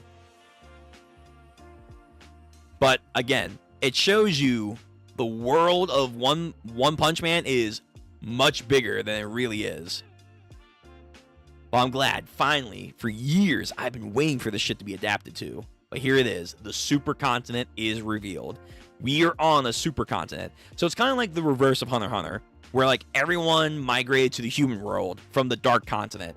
But here, everyone migrated from the regular continents to the supercontinent. Yeah.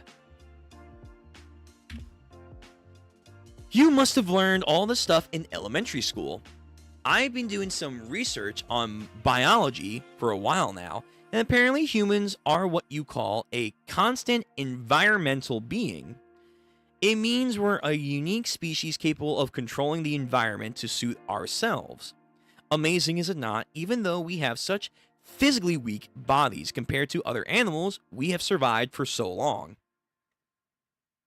Yeah, Adam and Eve. Here's your homemade lemonade, sir. Thank you. But now we're facing something we can't solve by just adjusting the environment. We are in the third era of change, which is upon us. What do you think it is? And here is your Shisho ginger ale, sir. Humanity's natural enemy. It's the emergence of monsters. Possessing high-level degrees of intelligence, a few years ago, it was a rare phenomenon, but lately, there has been a consistent evacuation alarm which is getting on people's nerves. What's worse, more monsters originated from us. More people are turning into monsters. Like taking medicine when you catch a cold, how do we respond to an emergence of monsters? Humanity needs an immune system. That immune system is heroes. We need to increase the number of capable heroes, and there must be someone there to lead and encourage them, a charismatic absolute hero.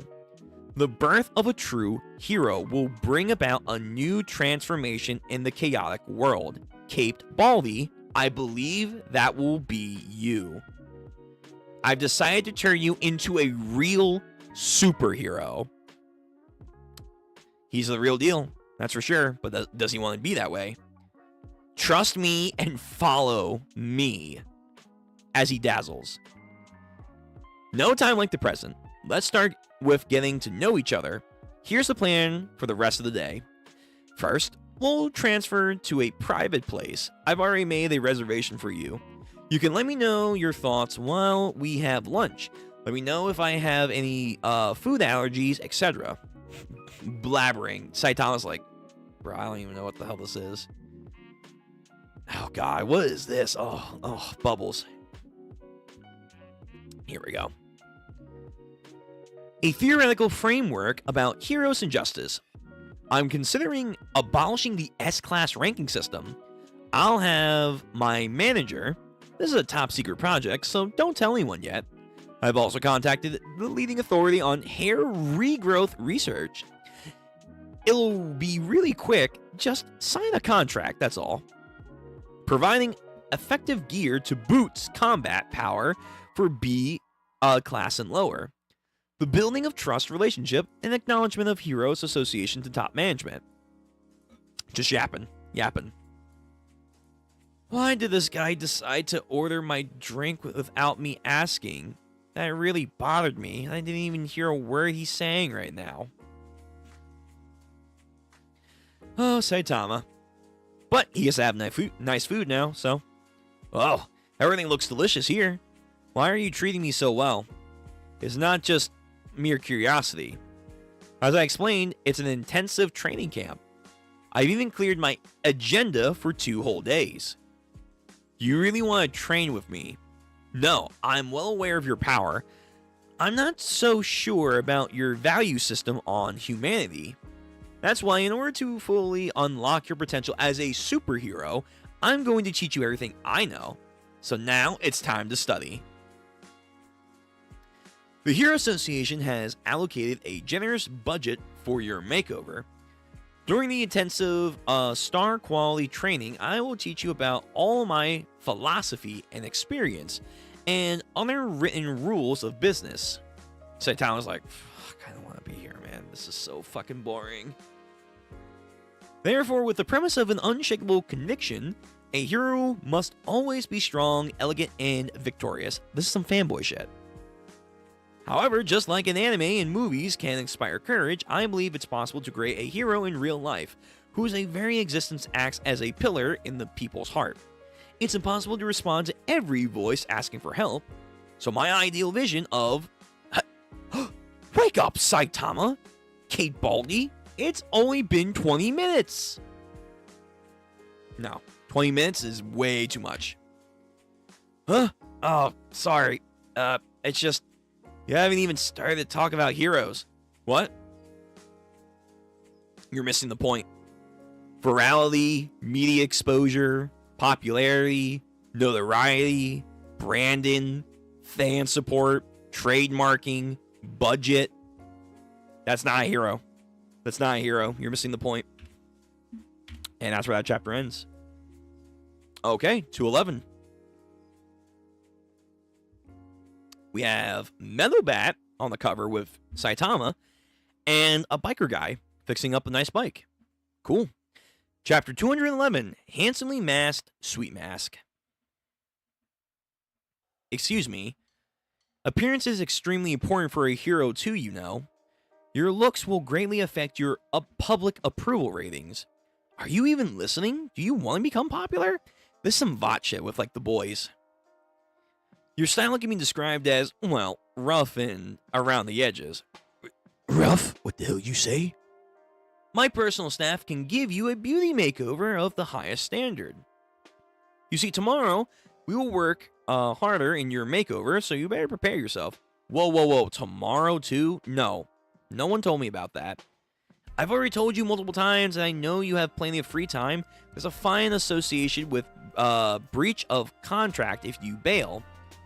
For beauty and health, staying up late is strictly forbidden. You must get enough sleep, and don't forget about your skincare routine. Aw, Rover.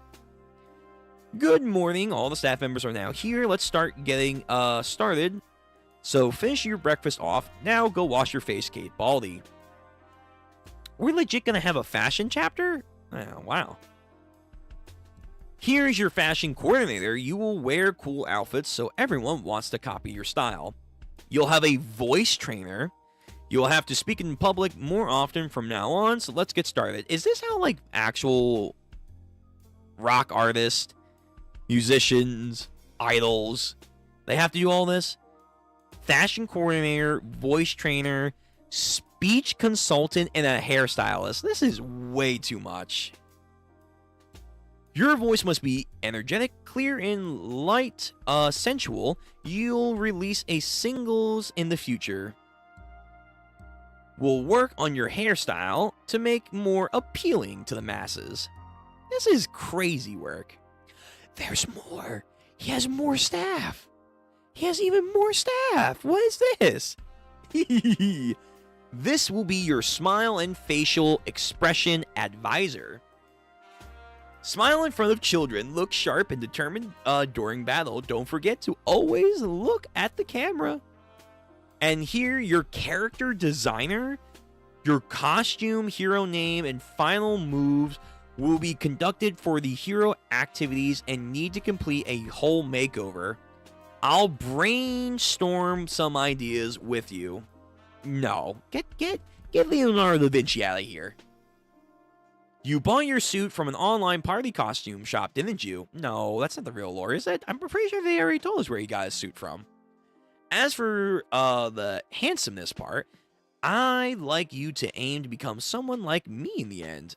To reach a level where you can be called handsomely masked sweet mask. Bro, this is condescending.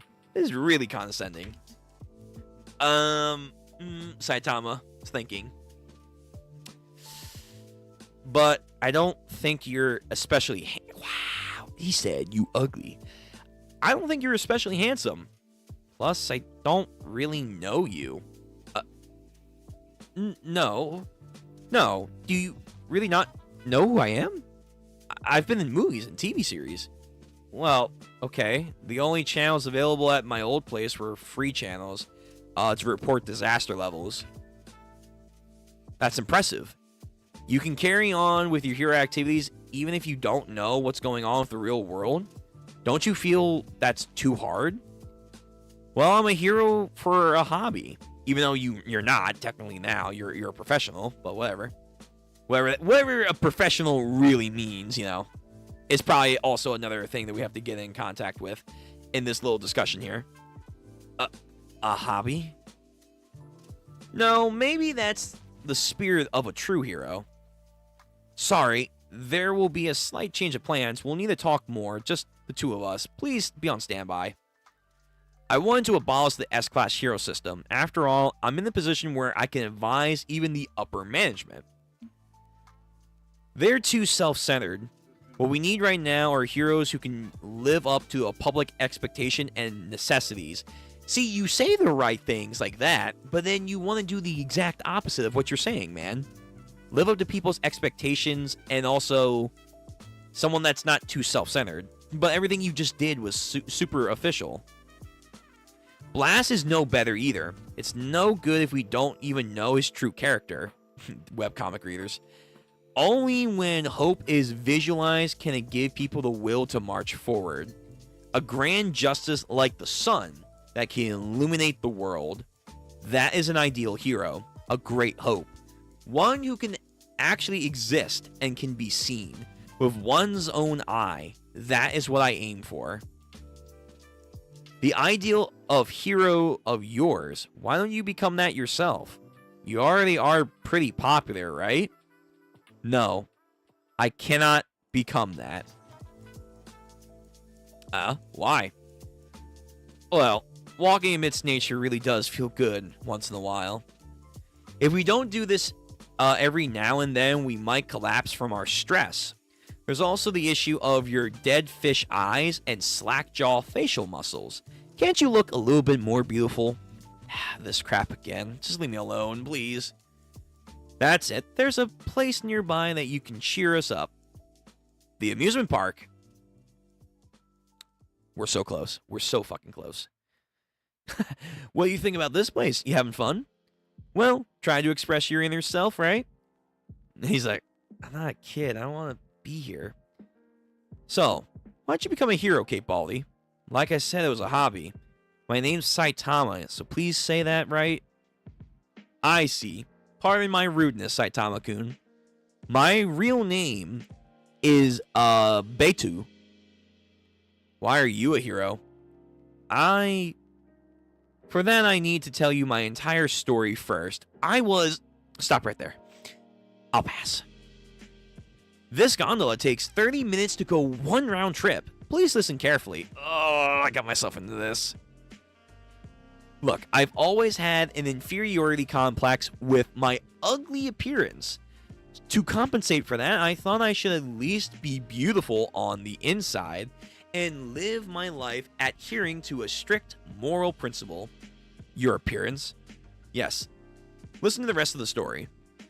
Around 3 years ago, right after the Hero Association was established, I challenged the Hero exam.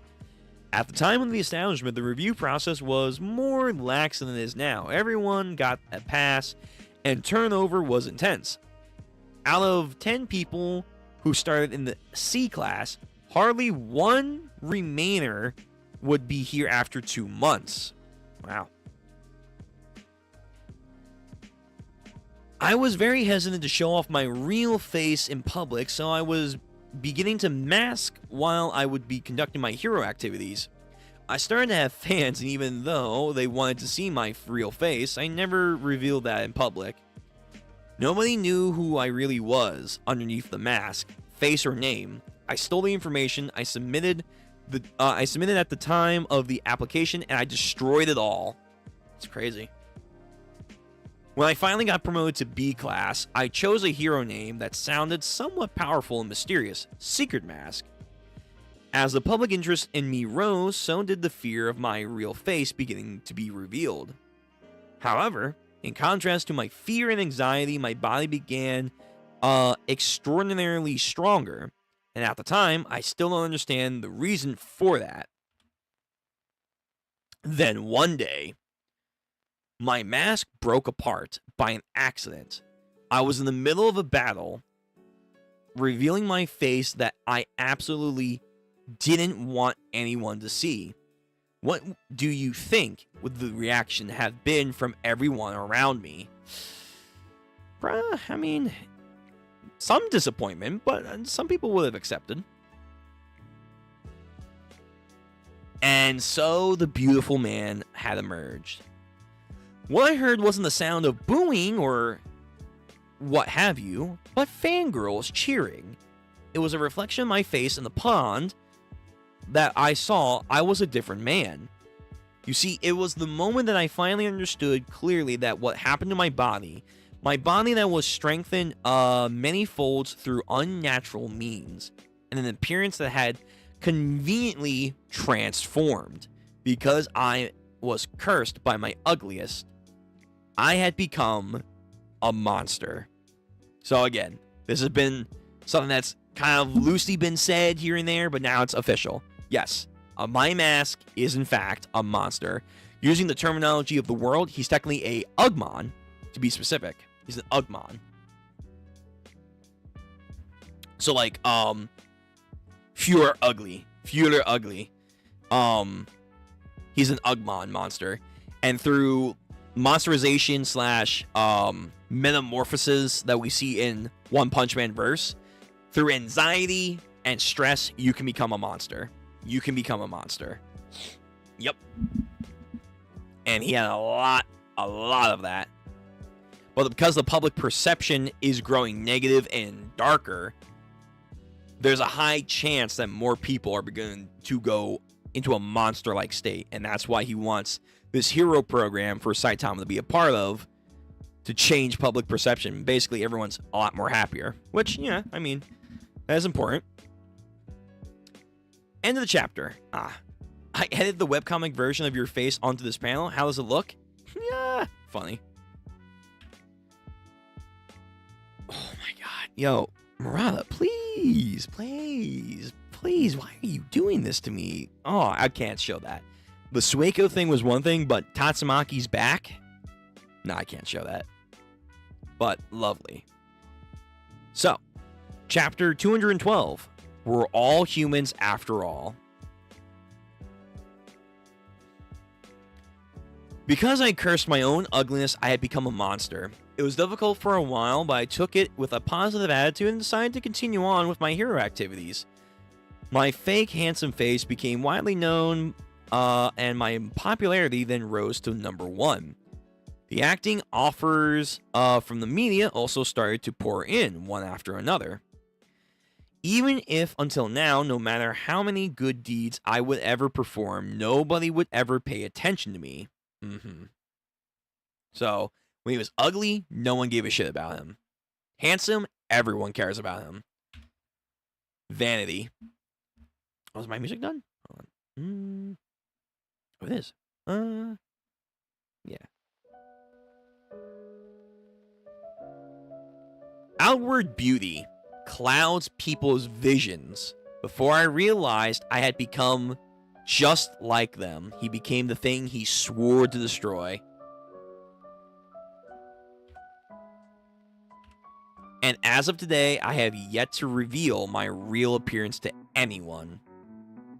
To tell you the truth, recently I started to actually feel the monsterization process affecting my mind. See, talking about redraws again, I feel like if you would have kept the redraw chapter of a My Mask,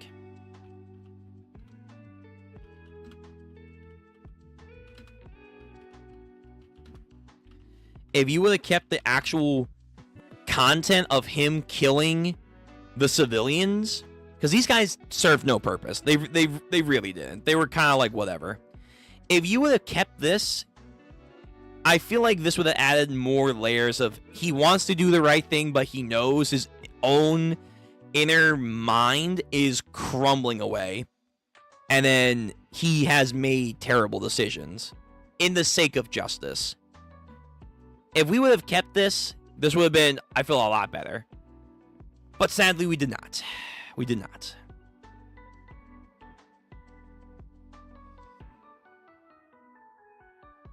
Just turn this down just a little bit. There we go. I think killing monsters is the only way I've managed to stay on humanity's path. Faced with a situation where I can only save one side, I will choose to sacrifice the side with less casualties without hesitation. Even though I will act like I struggled making that choice. If I continue down this path, justice will become but a mere symbol. I will eventually become unable to distinguish and understand what it means to be human. I can't even imagine what will become of my existence if that were to happen. I would like someone to inherit my ideals while I'm still on the path of humanity. Can you understand that, Saitama? Falling bird poop. Ew. There's no one but you. Strength is ultimate splendor, I guess. Well, I'm sorry to hear that. I have no way of saying anything. Look, this whole big act thing sounds like a lot of trouble. I bet there must be someone else more suitable to this. Are you really satisfied with the way things are, though? Being given such a stupid hero name? You receive so little support from the public. You don't even get any fan letters. No, I guess that's true. You just have to pay a little bit more attention to your appearance is all. Just by doing that, you'll become a star in no time, more popularity than me. In 2 weeks, your fan mail will arrive by the truckload, and there will be long lines for your signing events. Even companies would want to sponsor you for their own product. Famous people from all walks of life will greet you and want you at parties. That's not being a hero, though. It's called being a sellout. It's not hard at all. You just have to follow the instructions. If you do it, the ones who look down on you in the past will now admire you. Bro, ew, who is this? Nah. That's not One Punch Man. That's fucking One Slap Man right here. Ew, gross. Get this motherfucker away from me. That sounds like a puppet. No free will. Would really the ideal hero care about others' opinions? It isn't about what you are, rather than how you are seen. After all, we're all human. Ooh, stressing out. Getting the veins. He didn't listen to a thing I said. By the way, what time is it? Oh, it's almost 4 p.m. Crap, it's almost evening. I promised Kingo would play with him today. I need to go. Wait a minute. Please wait, I'm not done yet. If you ever want to eat lunch together again, just call me. I'm in a bit of a hurry, so I'm going to go down right now. I'm not giving up on you just yet. This is a crucial moment that will determine whether or not the Hero Association that I built can stand firm. I'll pay for the door repairs for him, though. What's with the ruckus below? I hear some kind of disturbance. Here we go. No. That's screams. Here he is. Here he is. Here is the fucking troublemaker I've been waiting for. Fucking Pennywise in the flesh. We all float down here, Georgie. Yes. Oh, God. The fucking creature is here. Everybody's watching me. It feels so good. Squeak. Oh, no. God, fucking dead people everywhere, man. Oh, God. What's wrong with that clown? He beat the security guards. His movements are so strange as well. Leaps like the Hulk, just whoop, whoop, whoop. As he comes in with a giant sledgehammer. A my mask. Boom. Blocked. Executing justice. Punches the hammer right back into him. And it cracks his face open. Not an issue. End of chapter. Bro, Murata, wait! Bro, Murata, like, how horny are you right now? God damn. And it's in color, by the way. And it's in color.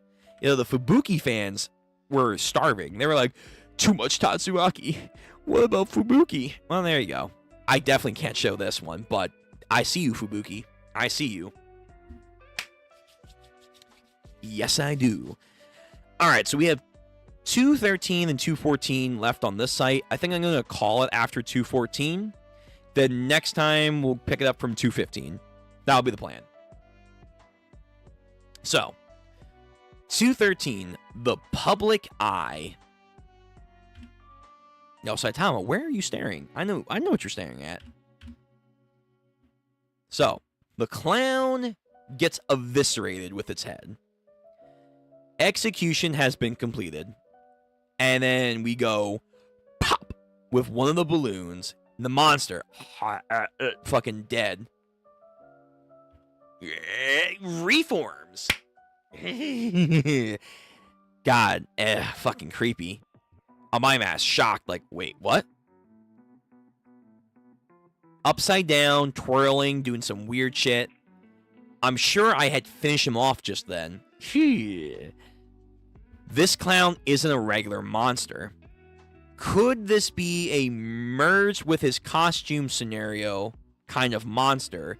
When it receives damage, do the balloons take its place and burst? When the allowed amount of damage has been exceeded, if my theory is correct, it can't resist 2 more fatal blows.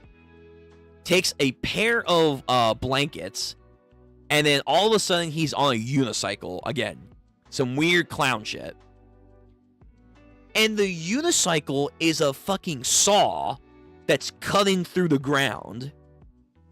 Depending on how it is used, it can be very nasty skill. Attention, ladies and gentlemen. For our special act today, we have a human dismemberment show. And then tries to run him over with the chainsaw unicycle. Very cool. I like that little visual right there. Very, very funny and intense right there. But he has 2 more balloons left, so let's see if Amaya Mask's theory is correct. Who knows? It could be. Moves out the way, and then I think he, like, taps his leg against, like, part of the saw, and then it moves the seat perfectly for him to, like, punch him. square in the chest. Good thing I got here before it grew into a worse threat to handle. Ugh. And he gets sent flying into a telephone pole. However, it looks like he's learned. So he didn't fully get hit. He blocked it with his hammer. His fucking war club over here. The fact that it could even block my parrying strike, despite being such a low-level monster, it struck me as recently formed, too. But it's rapidly growing. Someone is fighting that thing. Crush it down. He's a martial artist or something? Thank you so much. Who is that guy? Bro. Oh my god. Speaking of the people. Really? And they're still alive? Not the main dude. No, he died because he got chewed on by those piranha fish or whatever. These guys are still alive? Just kill him. Just kill him. Just kill him. Just kill him. Well, I guess it's going to help on my mask character or whatever. Wait, an ordinary person? Is he okay? Former Naranki's private squad. They're amusement park security guards. That feels such a downgrade, man. Holy shit. Anyway. I'm getting lots of attention from this. I love it. And then his muscles just... like they're growing in size. I'm the center of attention now. The more they look at me, the more. Pesky clown, disaster level tiger. So before, he was probably like a disaster level wolf. The more I feel something gradually overflowing in my body, I knew I was meant to be the center of a spotlight. Someone with an extreme desire for attention. That's a very common thing indeed. It grows by gathering public attention. So, he thought A, it's a mask sort of costume monster like Phoenix Man. B, it's a growing type. And now C, it's a public attention type of monster. It might just be all three of those things combined. So this is like a very, very bad matchup. Because we're in public. This thing has an adaptive ability to like tank lives. It might be a costume monster. And it's a growing adaptation type of monster too. Like he's basically fighting a jack of all trades right now. Everyone, it's dangerous here. Please evacuate the site immediately. I will deal with the monster. Wait, that voice, could it be? Huh? Oh, don't tell me, could it be? The very one sent to stop me, the handsome mask, Sweet Mask. Yes, yes it is. Sweet Mask? Is it really him? Handsomely Sweet Mask. And then the security guards, whoa. It can't be. It's really him. What's a big star doing in an amusement park? Is he on a secret date or something? Are they filming? Oh, shit. Oh, true. If they film, if he is someone that takes public attention and gets stronger from it, if they live stream this, fuck, that's going to be a problem. Sweet Mask is here. Where? Oh, he's over there by the communication area. Let's go. Let's go meet him. Yo, he's getting bigger. He's getting bigger. He's getting even bigger. Fuck. So cool. Oh my god, I love him so much, Sweet Mask. So even though it's not direct attention, it's still attention nonetheless. And he's getting stronger. Just, that's right. Keep shielding me. I can feel my power growing even more. Damn, end the chapter. All right, 214. All right, 214 Fanatics. Another color page right here. What's Sweet Mask doing, huh? Acting like he's a big deal. All that twig is a pretty face. A twig? Who are you calling a twig? He's muscular. Excuse me? Okay. But he's insanely jealous. If you're gonna be envious, just pick a better target. That man's that man's perfect. There's nothing you can do about it. All right, that's a little too far. I've seen him in a magazine. Those muscles on his arms are incredible. You'd never win a fight against him. Oh, isn't that the actor in those mint gum commercials? They're really selling well. No, Dad, he's the voice of Charing Man, the King of Heroes. Sure. Just all of his acting jobs. I bought your new single. I look forward to listening to your new album, this one woman says. Where are the cameras? Oh, again, just too many people are here, and they're not taking the threat seriously. Is this going to be on TV? Are they filming? No way. I'm having a bad hair day if that's going to be the case. No, this is not an act. This is a real monster scenario. All of you need to run away now. Is he mad about something? He has such a beautiful leg. Oh, come on, look this way. Bro, fucking freaks. Freaks. As an OG fan with a double-digit fan club membership number, your bandwagon fans need to shut up. The proper etiquette is to quietly appreciate his beauty from afar. I can't even hear Sweet Mask's voice with all this chattering from the peanut gallery. We're so lucky to get to witness Sweet Mask-ama in his hero mode. Fangirls and fanboys, too many of them. Is that idol really fighting himself? I heard he used a body double for his hero activities, but looks like they were all false rumors. Of course they were. I once saw him instantly kill a monster with just a chop. He actually is quite strong, but what happens to the drama he is filming if he's injured? Oh well. Looks like we'll be faster if I just take him down than to make them all evacuate. Ugh, this is perfect. This is amazing. I've never felt so good before. The screams have turned into cheers of admiration. You have always gotten so much attention. Bro, his fucking biceps are crazy. Oh my god, he's hulking out. And now, I think the hammer got bigger too. The hammer, gonna swing on my mask. But he dodges and parries. Oh no, his sunglasses. I want them for my collection. No, they're mine. Hey, stop. Don't come closer to us. Yo, just let him die. Just let him die. That's a fucked up thing to say, but like, listen, if they're not gonna take the chance that this is not a fake scenario and this is real, they're not thinking like, oh yeah, that might be a genuine monster right there. You know what? Darwinism. Just let him go. Let him go. Stop. Don't come any closer. As he saves both of the young ladies, he parries with a kick, like he's Sanji, to this monster's face. However, again, like he's regenning his face. Like, that's a good punch there. That's a good kick. And he's now, again, having to, like, throw the women out the way. However, before the monster can counteract that, he gets another shot in and, like, does a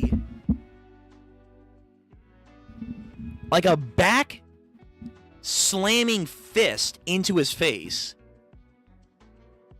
Damn, triple follow-up. He does boom, bam. Oh, damn, my mask. Okay, bud. All right. To be fair, he wants to finish this quickly, so he can't hold back too much now. So following it up, throwing his haymakers, and then does a fucking another kick to the face. Oh my god. Yo, that's an insane impact right there. And he gets sent flying into the distance. But another balloon pops. Amazing. Did you see that? And now the clown lands down again.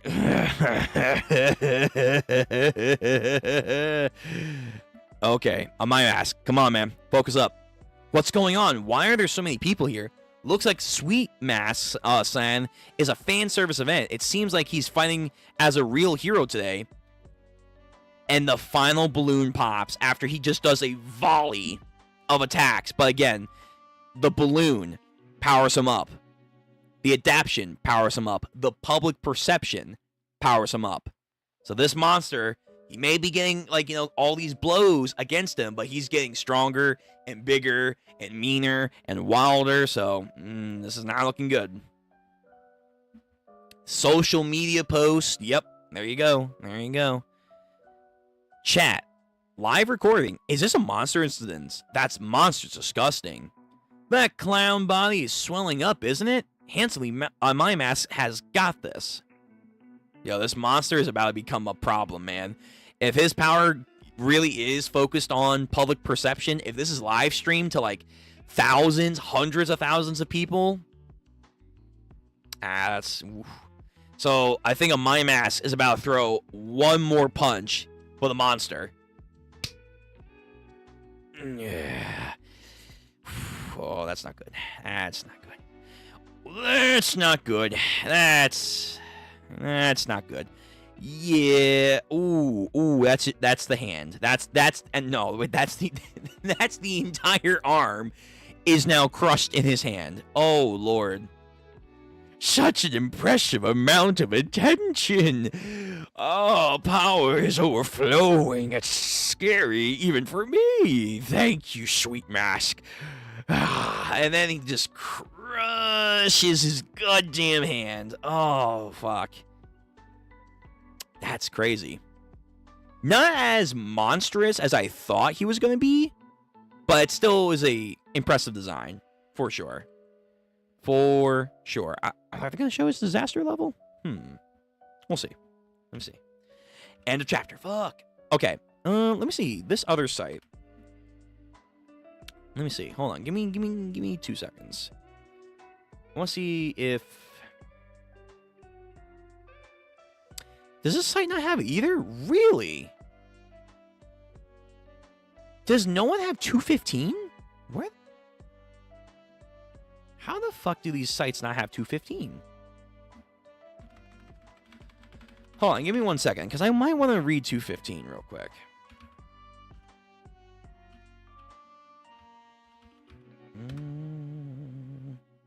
Let me see, does this site have it?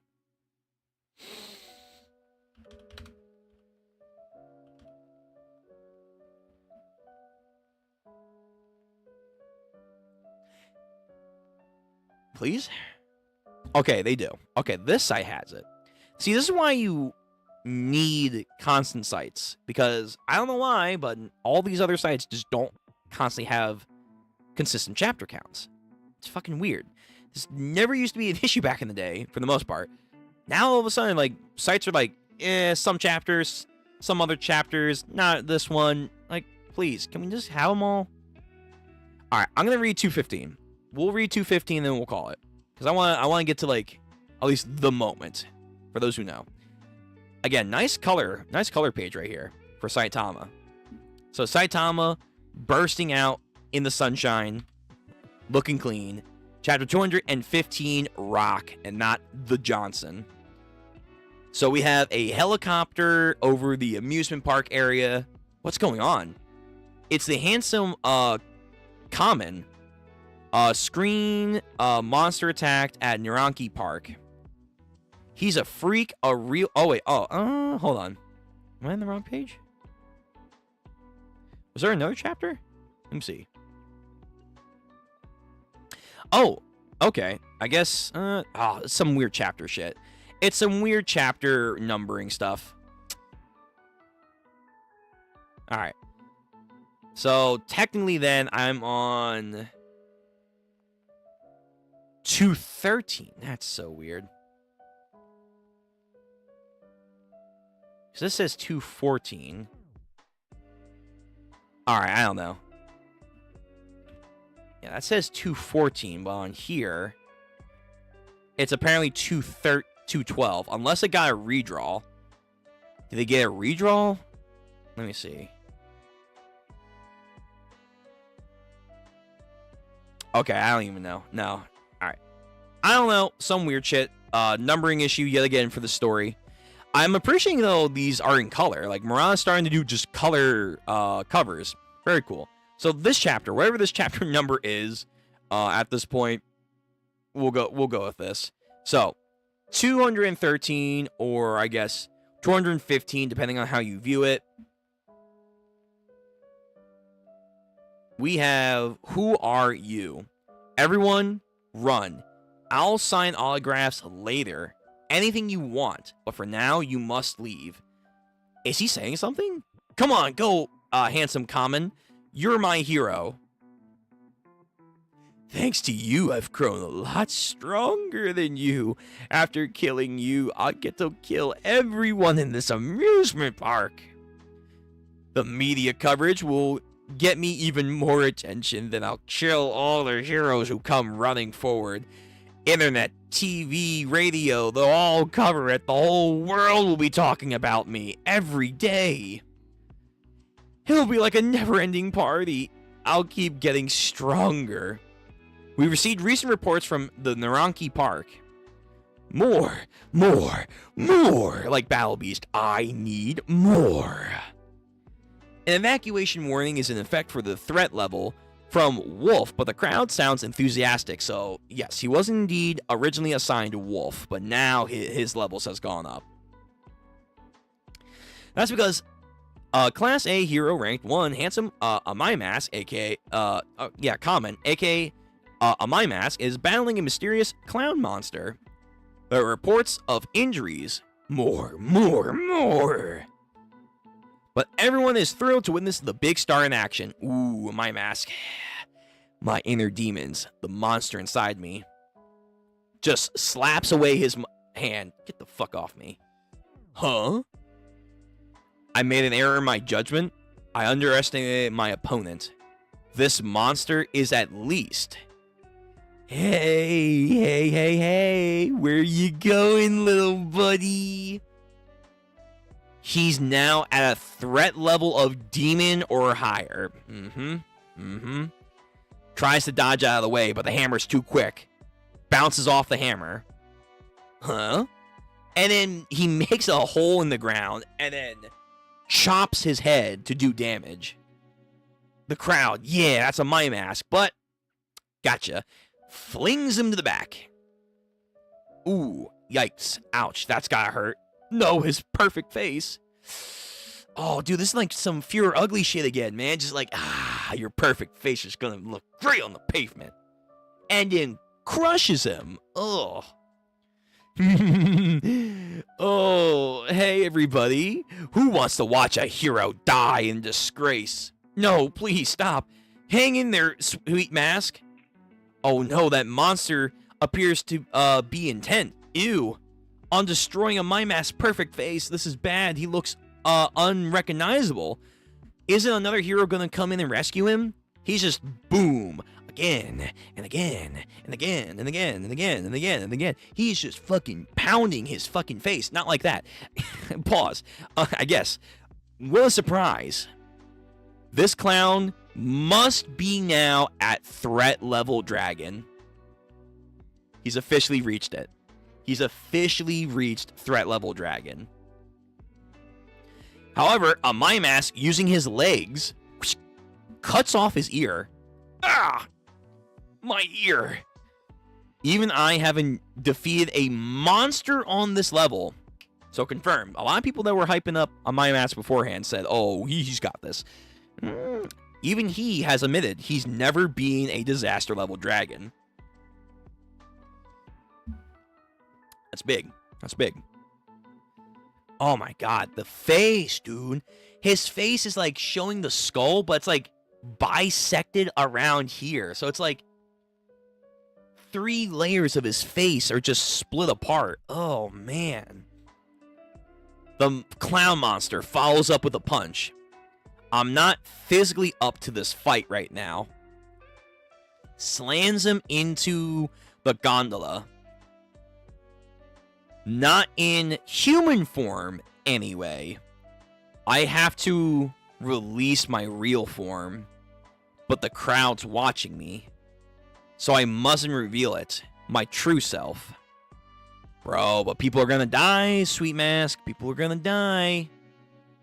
No freaking way, man. Whoa. So people are still on that gondola. It's gonna fall over now. And the clown, yes, I love it. It's perfect attention for me. He realizes, oh, fuck. Saitama's words. Remember, what's important isn't looks. It's about who you are. Because after all, we're all still human. As he says that, and you see the real face of a my mask start to, like, creep back from beneath the cracks. Literally. The gondola, as it tips over. Everyone's shocked. And then all of a sudden, stops. Even the clown's like, whoa, what the fuck? Yo, he's holding it up just with pure strength, man. Yes, yes, we're here. And there it is. Hold up. Gotta sneeze. Ah, bless me. The true physique and form of a my mask is finally coming out. He's literally hulking out right now. Transformation released. Damn. Damn. Whoo! Okay, you know what? That was quick. I can read one more. And then I do have to go. One more chapter. So again, 2:14, or in this case, 2:16. It's weird. I don't know why, but whatever. This will be our last chapter. And then they said, like, we're at 2:29. So 1, 2, 3, 4, 5, 6, 7, 8, 9, 10, 11, 12, 13, 14. This one's a redrawn chapter. I don't know. So about 14 chapters next time. Next time, we should have around 14. So that will be the plan. All right, so let's pile through this, and then we'll call it. Chapter 214 or 216, depending on what. Freak. D-City 213. Tatsumaki flying overhead. We have the Jeep, Saitama, Genos, the fucking Eye Monster. I forget her name, but she's here. One Punch Man. So the gondola ceases its fall. It's getting back up. How? Look over there. It must be a my mask. He's holding up it by himself. He really is strong. A my mask saved the day. He's saving the day, all right. Fucking Hulk. And just puts it back. He really stood it up right again. And again, the clown's like, oh god, that's an impressive feat right there. Gets down. Ooh. Is that, I was gonna say, is that a more impressive feat than Tank Top Master throwing that one telephone pole all the way across multiple city blocks and riding it? Is that more impressive? Maybe for weight. It's more impressive because it's probably a lot heavier. But for distance, though, that Tank Top Master throw is still pretty crazy.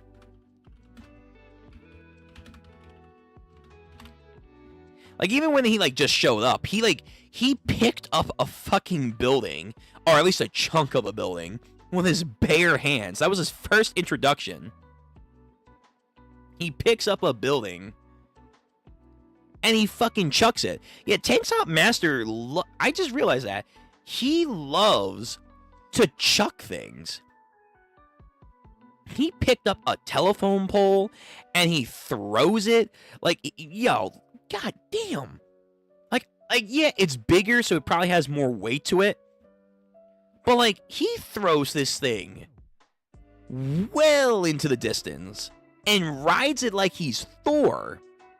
And then later on, thanks to Tank Top magic, and I think maybe Fubuki, I think, does heal him a little bit or whatever, he's able to throw 1, 2, 3, 4, 5, 6. A 6-story building. Yo, we gotta respect Tank Top Master. Respect the tank top magic.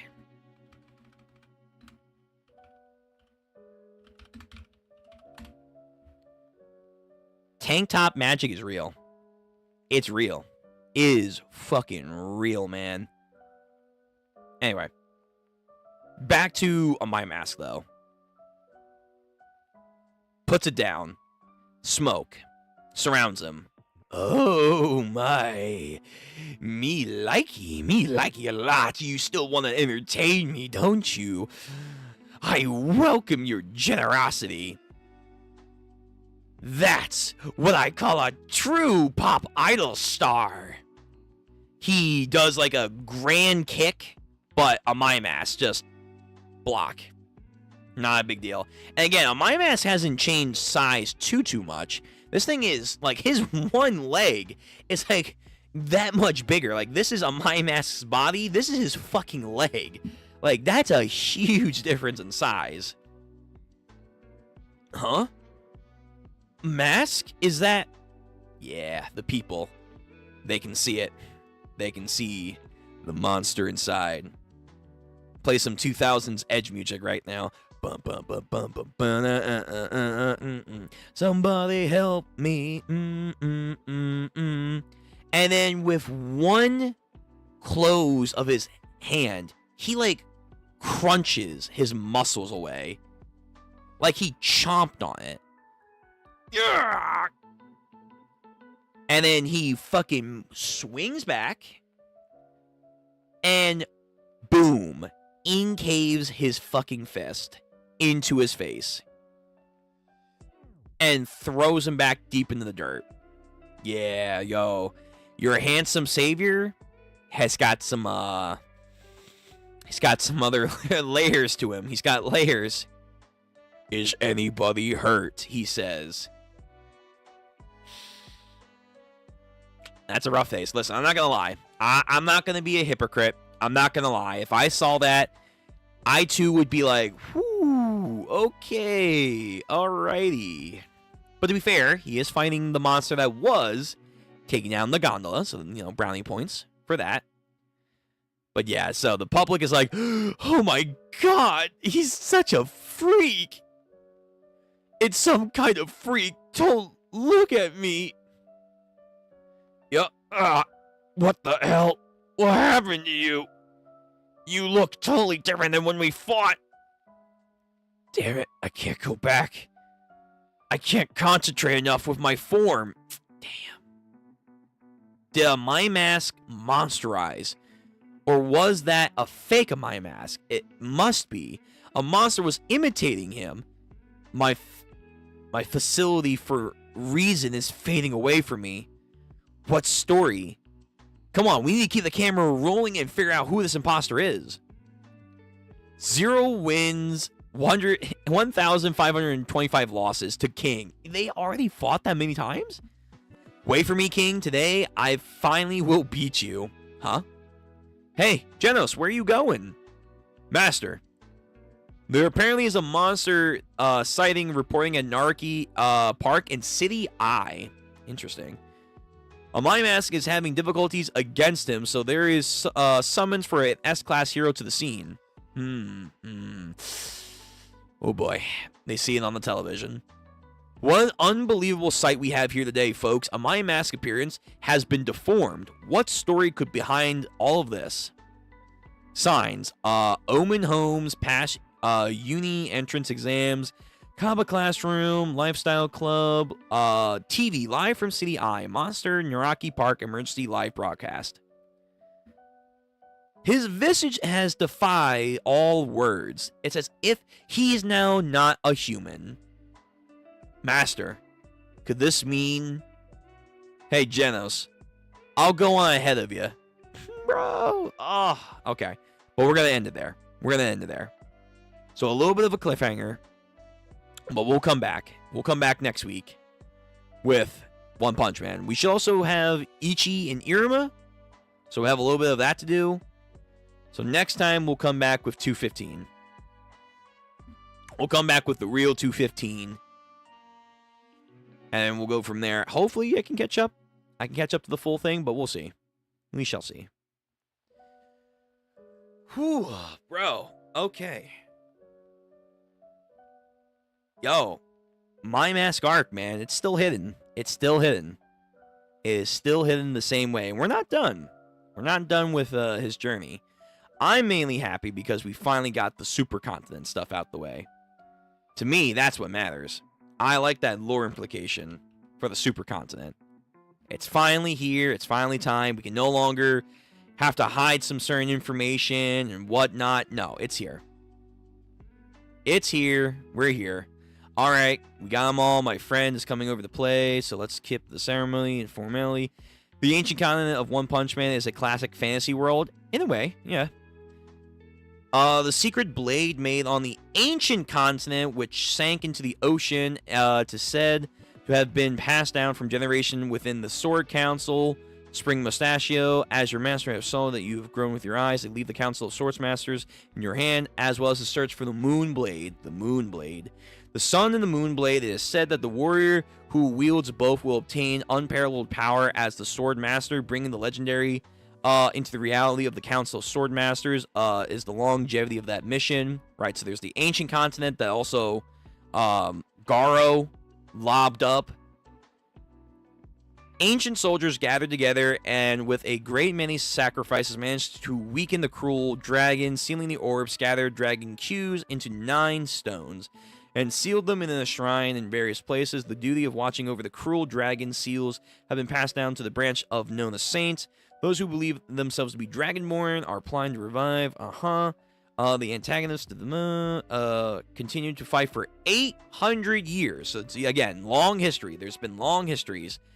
Deathbone has amped up their activities to take advantage of the frequent monstrous incidents as of late and have been on high alert, making the seal of the stones. I'm thrilled to have been saved from the surprise attack for when Yeah, so the history of the world is definitely large. There's a lot. There is a lot. I have hatred accumulated over the years and will be repaid to all of humanity. Hey, giant. How strong is this? As a mental place, can you in ancient times, shamans would get dressed up in certain ways and summon gods and spirits of all sorts, and this is the common origins for costumes of space, right? They say that. Allow me to elegant you on the one that lasted in the Monster Association. I am the one and only true monster. I'm a direct descendant from a long line of vampires. The blood with extraordinary powers has coursed through my veins for generations. Our battle could be the right, and then you also have the subterraneans. They've had an existence for a very long time. So yeah, there's a lot. There is a lot. There's a lot of lore that is now finally coming to like fruition, being gathered. So going forward, again, you can expect that the world of One Punch Man, which was already crazy because we had multiversal stuff, but the actual world itself is a lot more complicated from what we stand on. There's a lot. But yeah, so when you do power scaling, though, for One Punch Man, outside of Garo, Saitama, that are doing some cosmic shit, just remember, it is officially now known to manga readers, yes, the story takes place on a supercontinent. Now, you may ask, what size is the supercontinent? That's a good question.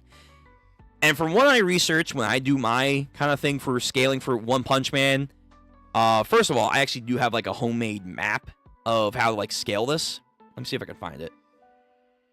But in my research, from what I found, if you want to be like super, super accurate and whatnot and how to scale the continent, I'll just be honest with you. From what I found, there technically is no size requirement to be a supercontinent. That's mainly because there's two distinct fields of thought for what qualifies as a supercontinent. You have the typical, has to be one large structure, like Pangea, and then you have others are like, it's a little bit more complicated than that. So because there's not one said mind set on how to become a supercontinent, my homemade, homebrew, if you will, rule, to be a supercontinent, it has to be like bigger than any soul continent in our world. Hold on. I thought I had a map. I know I made a map. I just have to find it. And then for that, it depends on what you think is the largest continent in our world. As of right now, public perception, I would say it's Africa. If you want to say it's Eurasia, which is bigger than Africa, sure. Hold on. Where's my map? I know I made a map.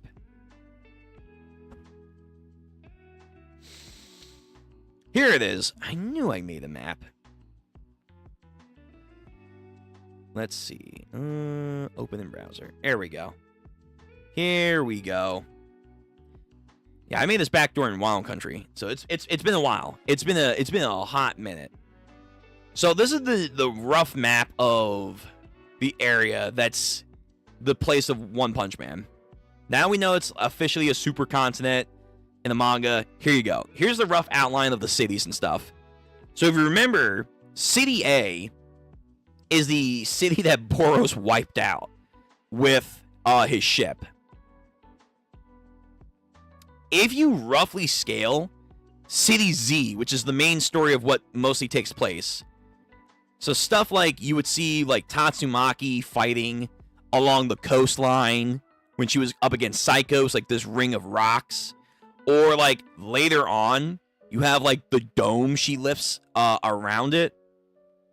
That's encompassing roughly most of the eastern seaboard of the United States, if not more some.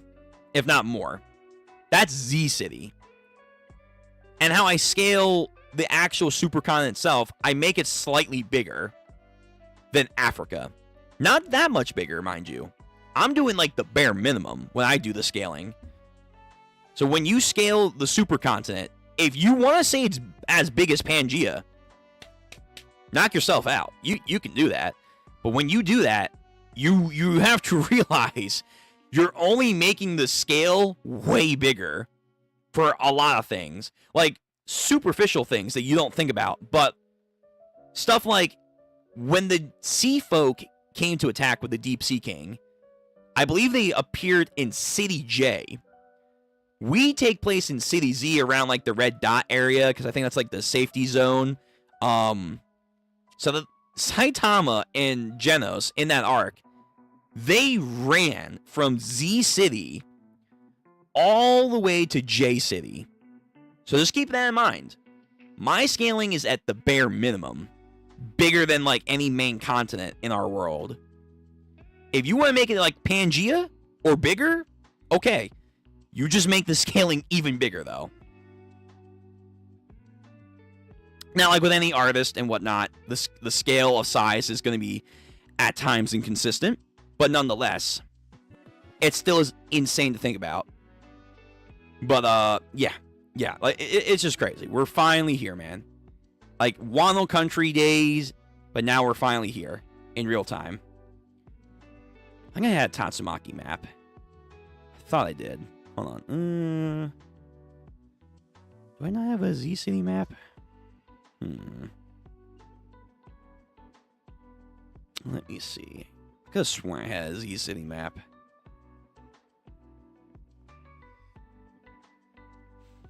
Let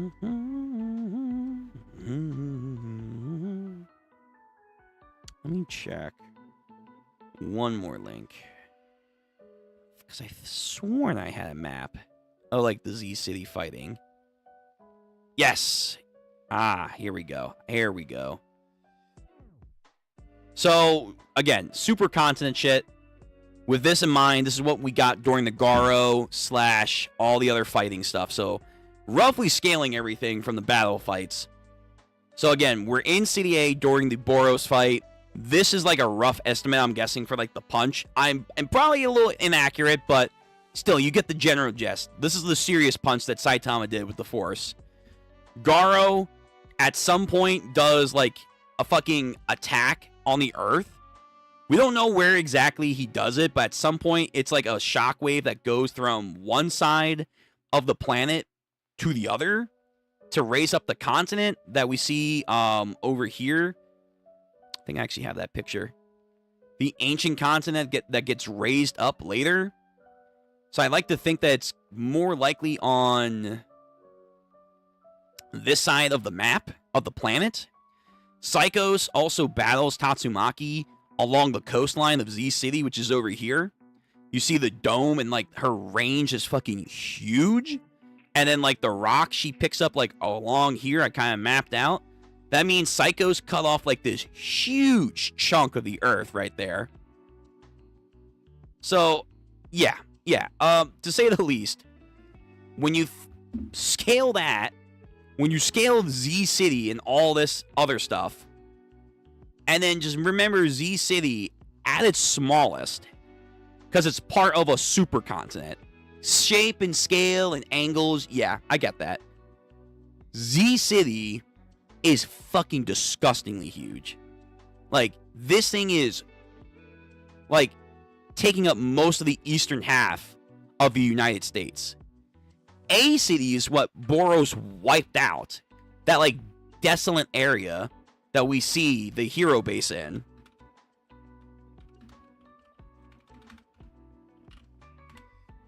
This area that has, like, nothing around it. Again, sense of scale might be a little inconsistent. It might be too big from what it's, like, depicted as.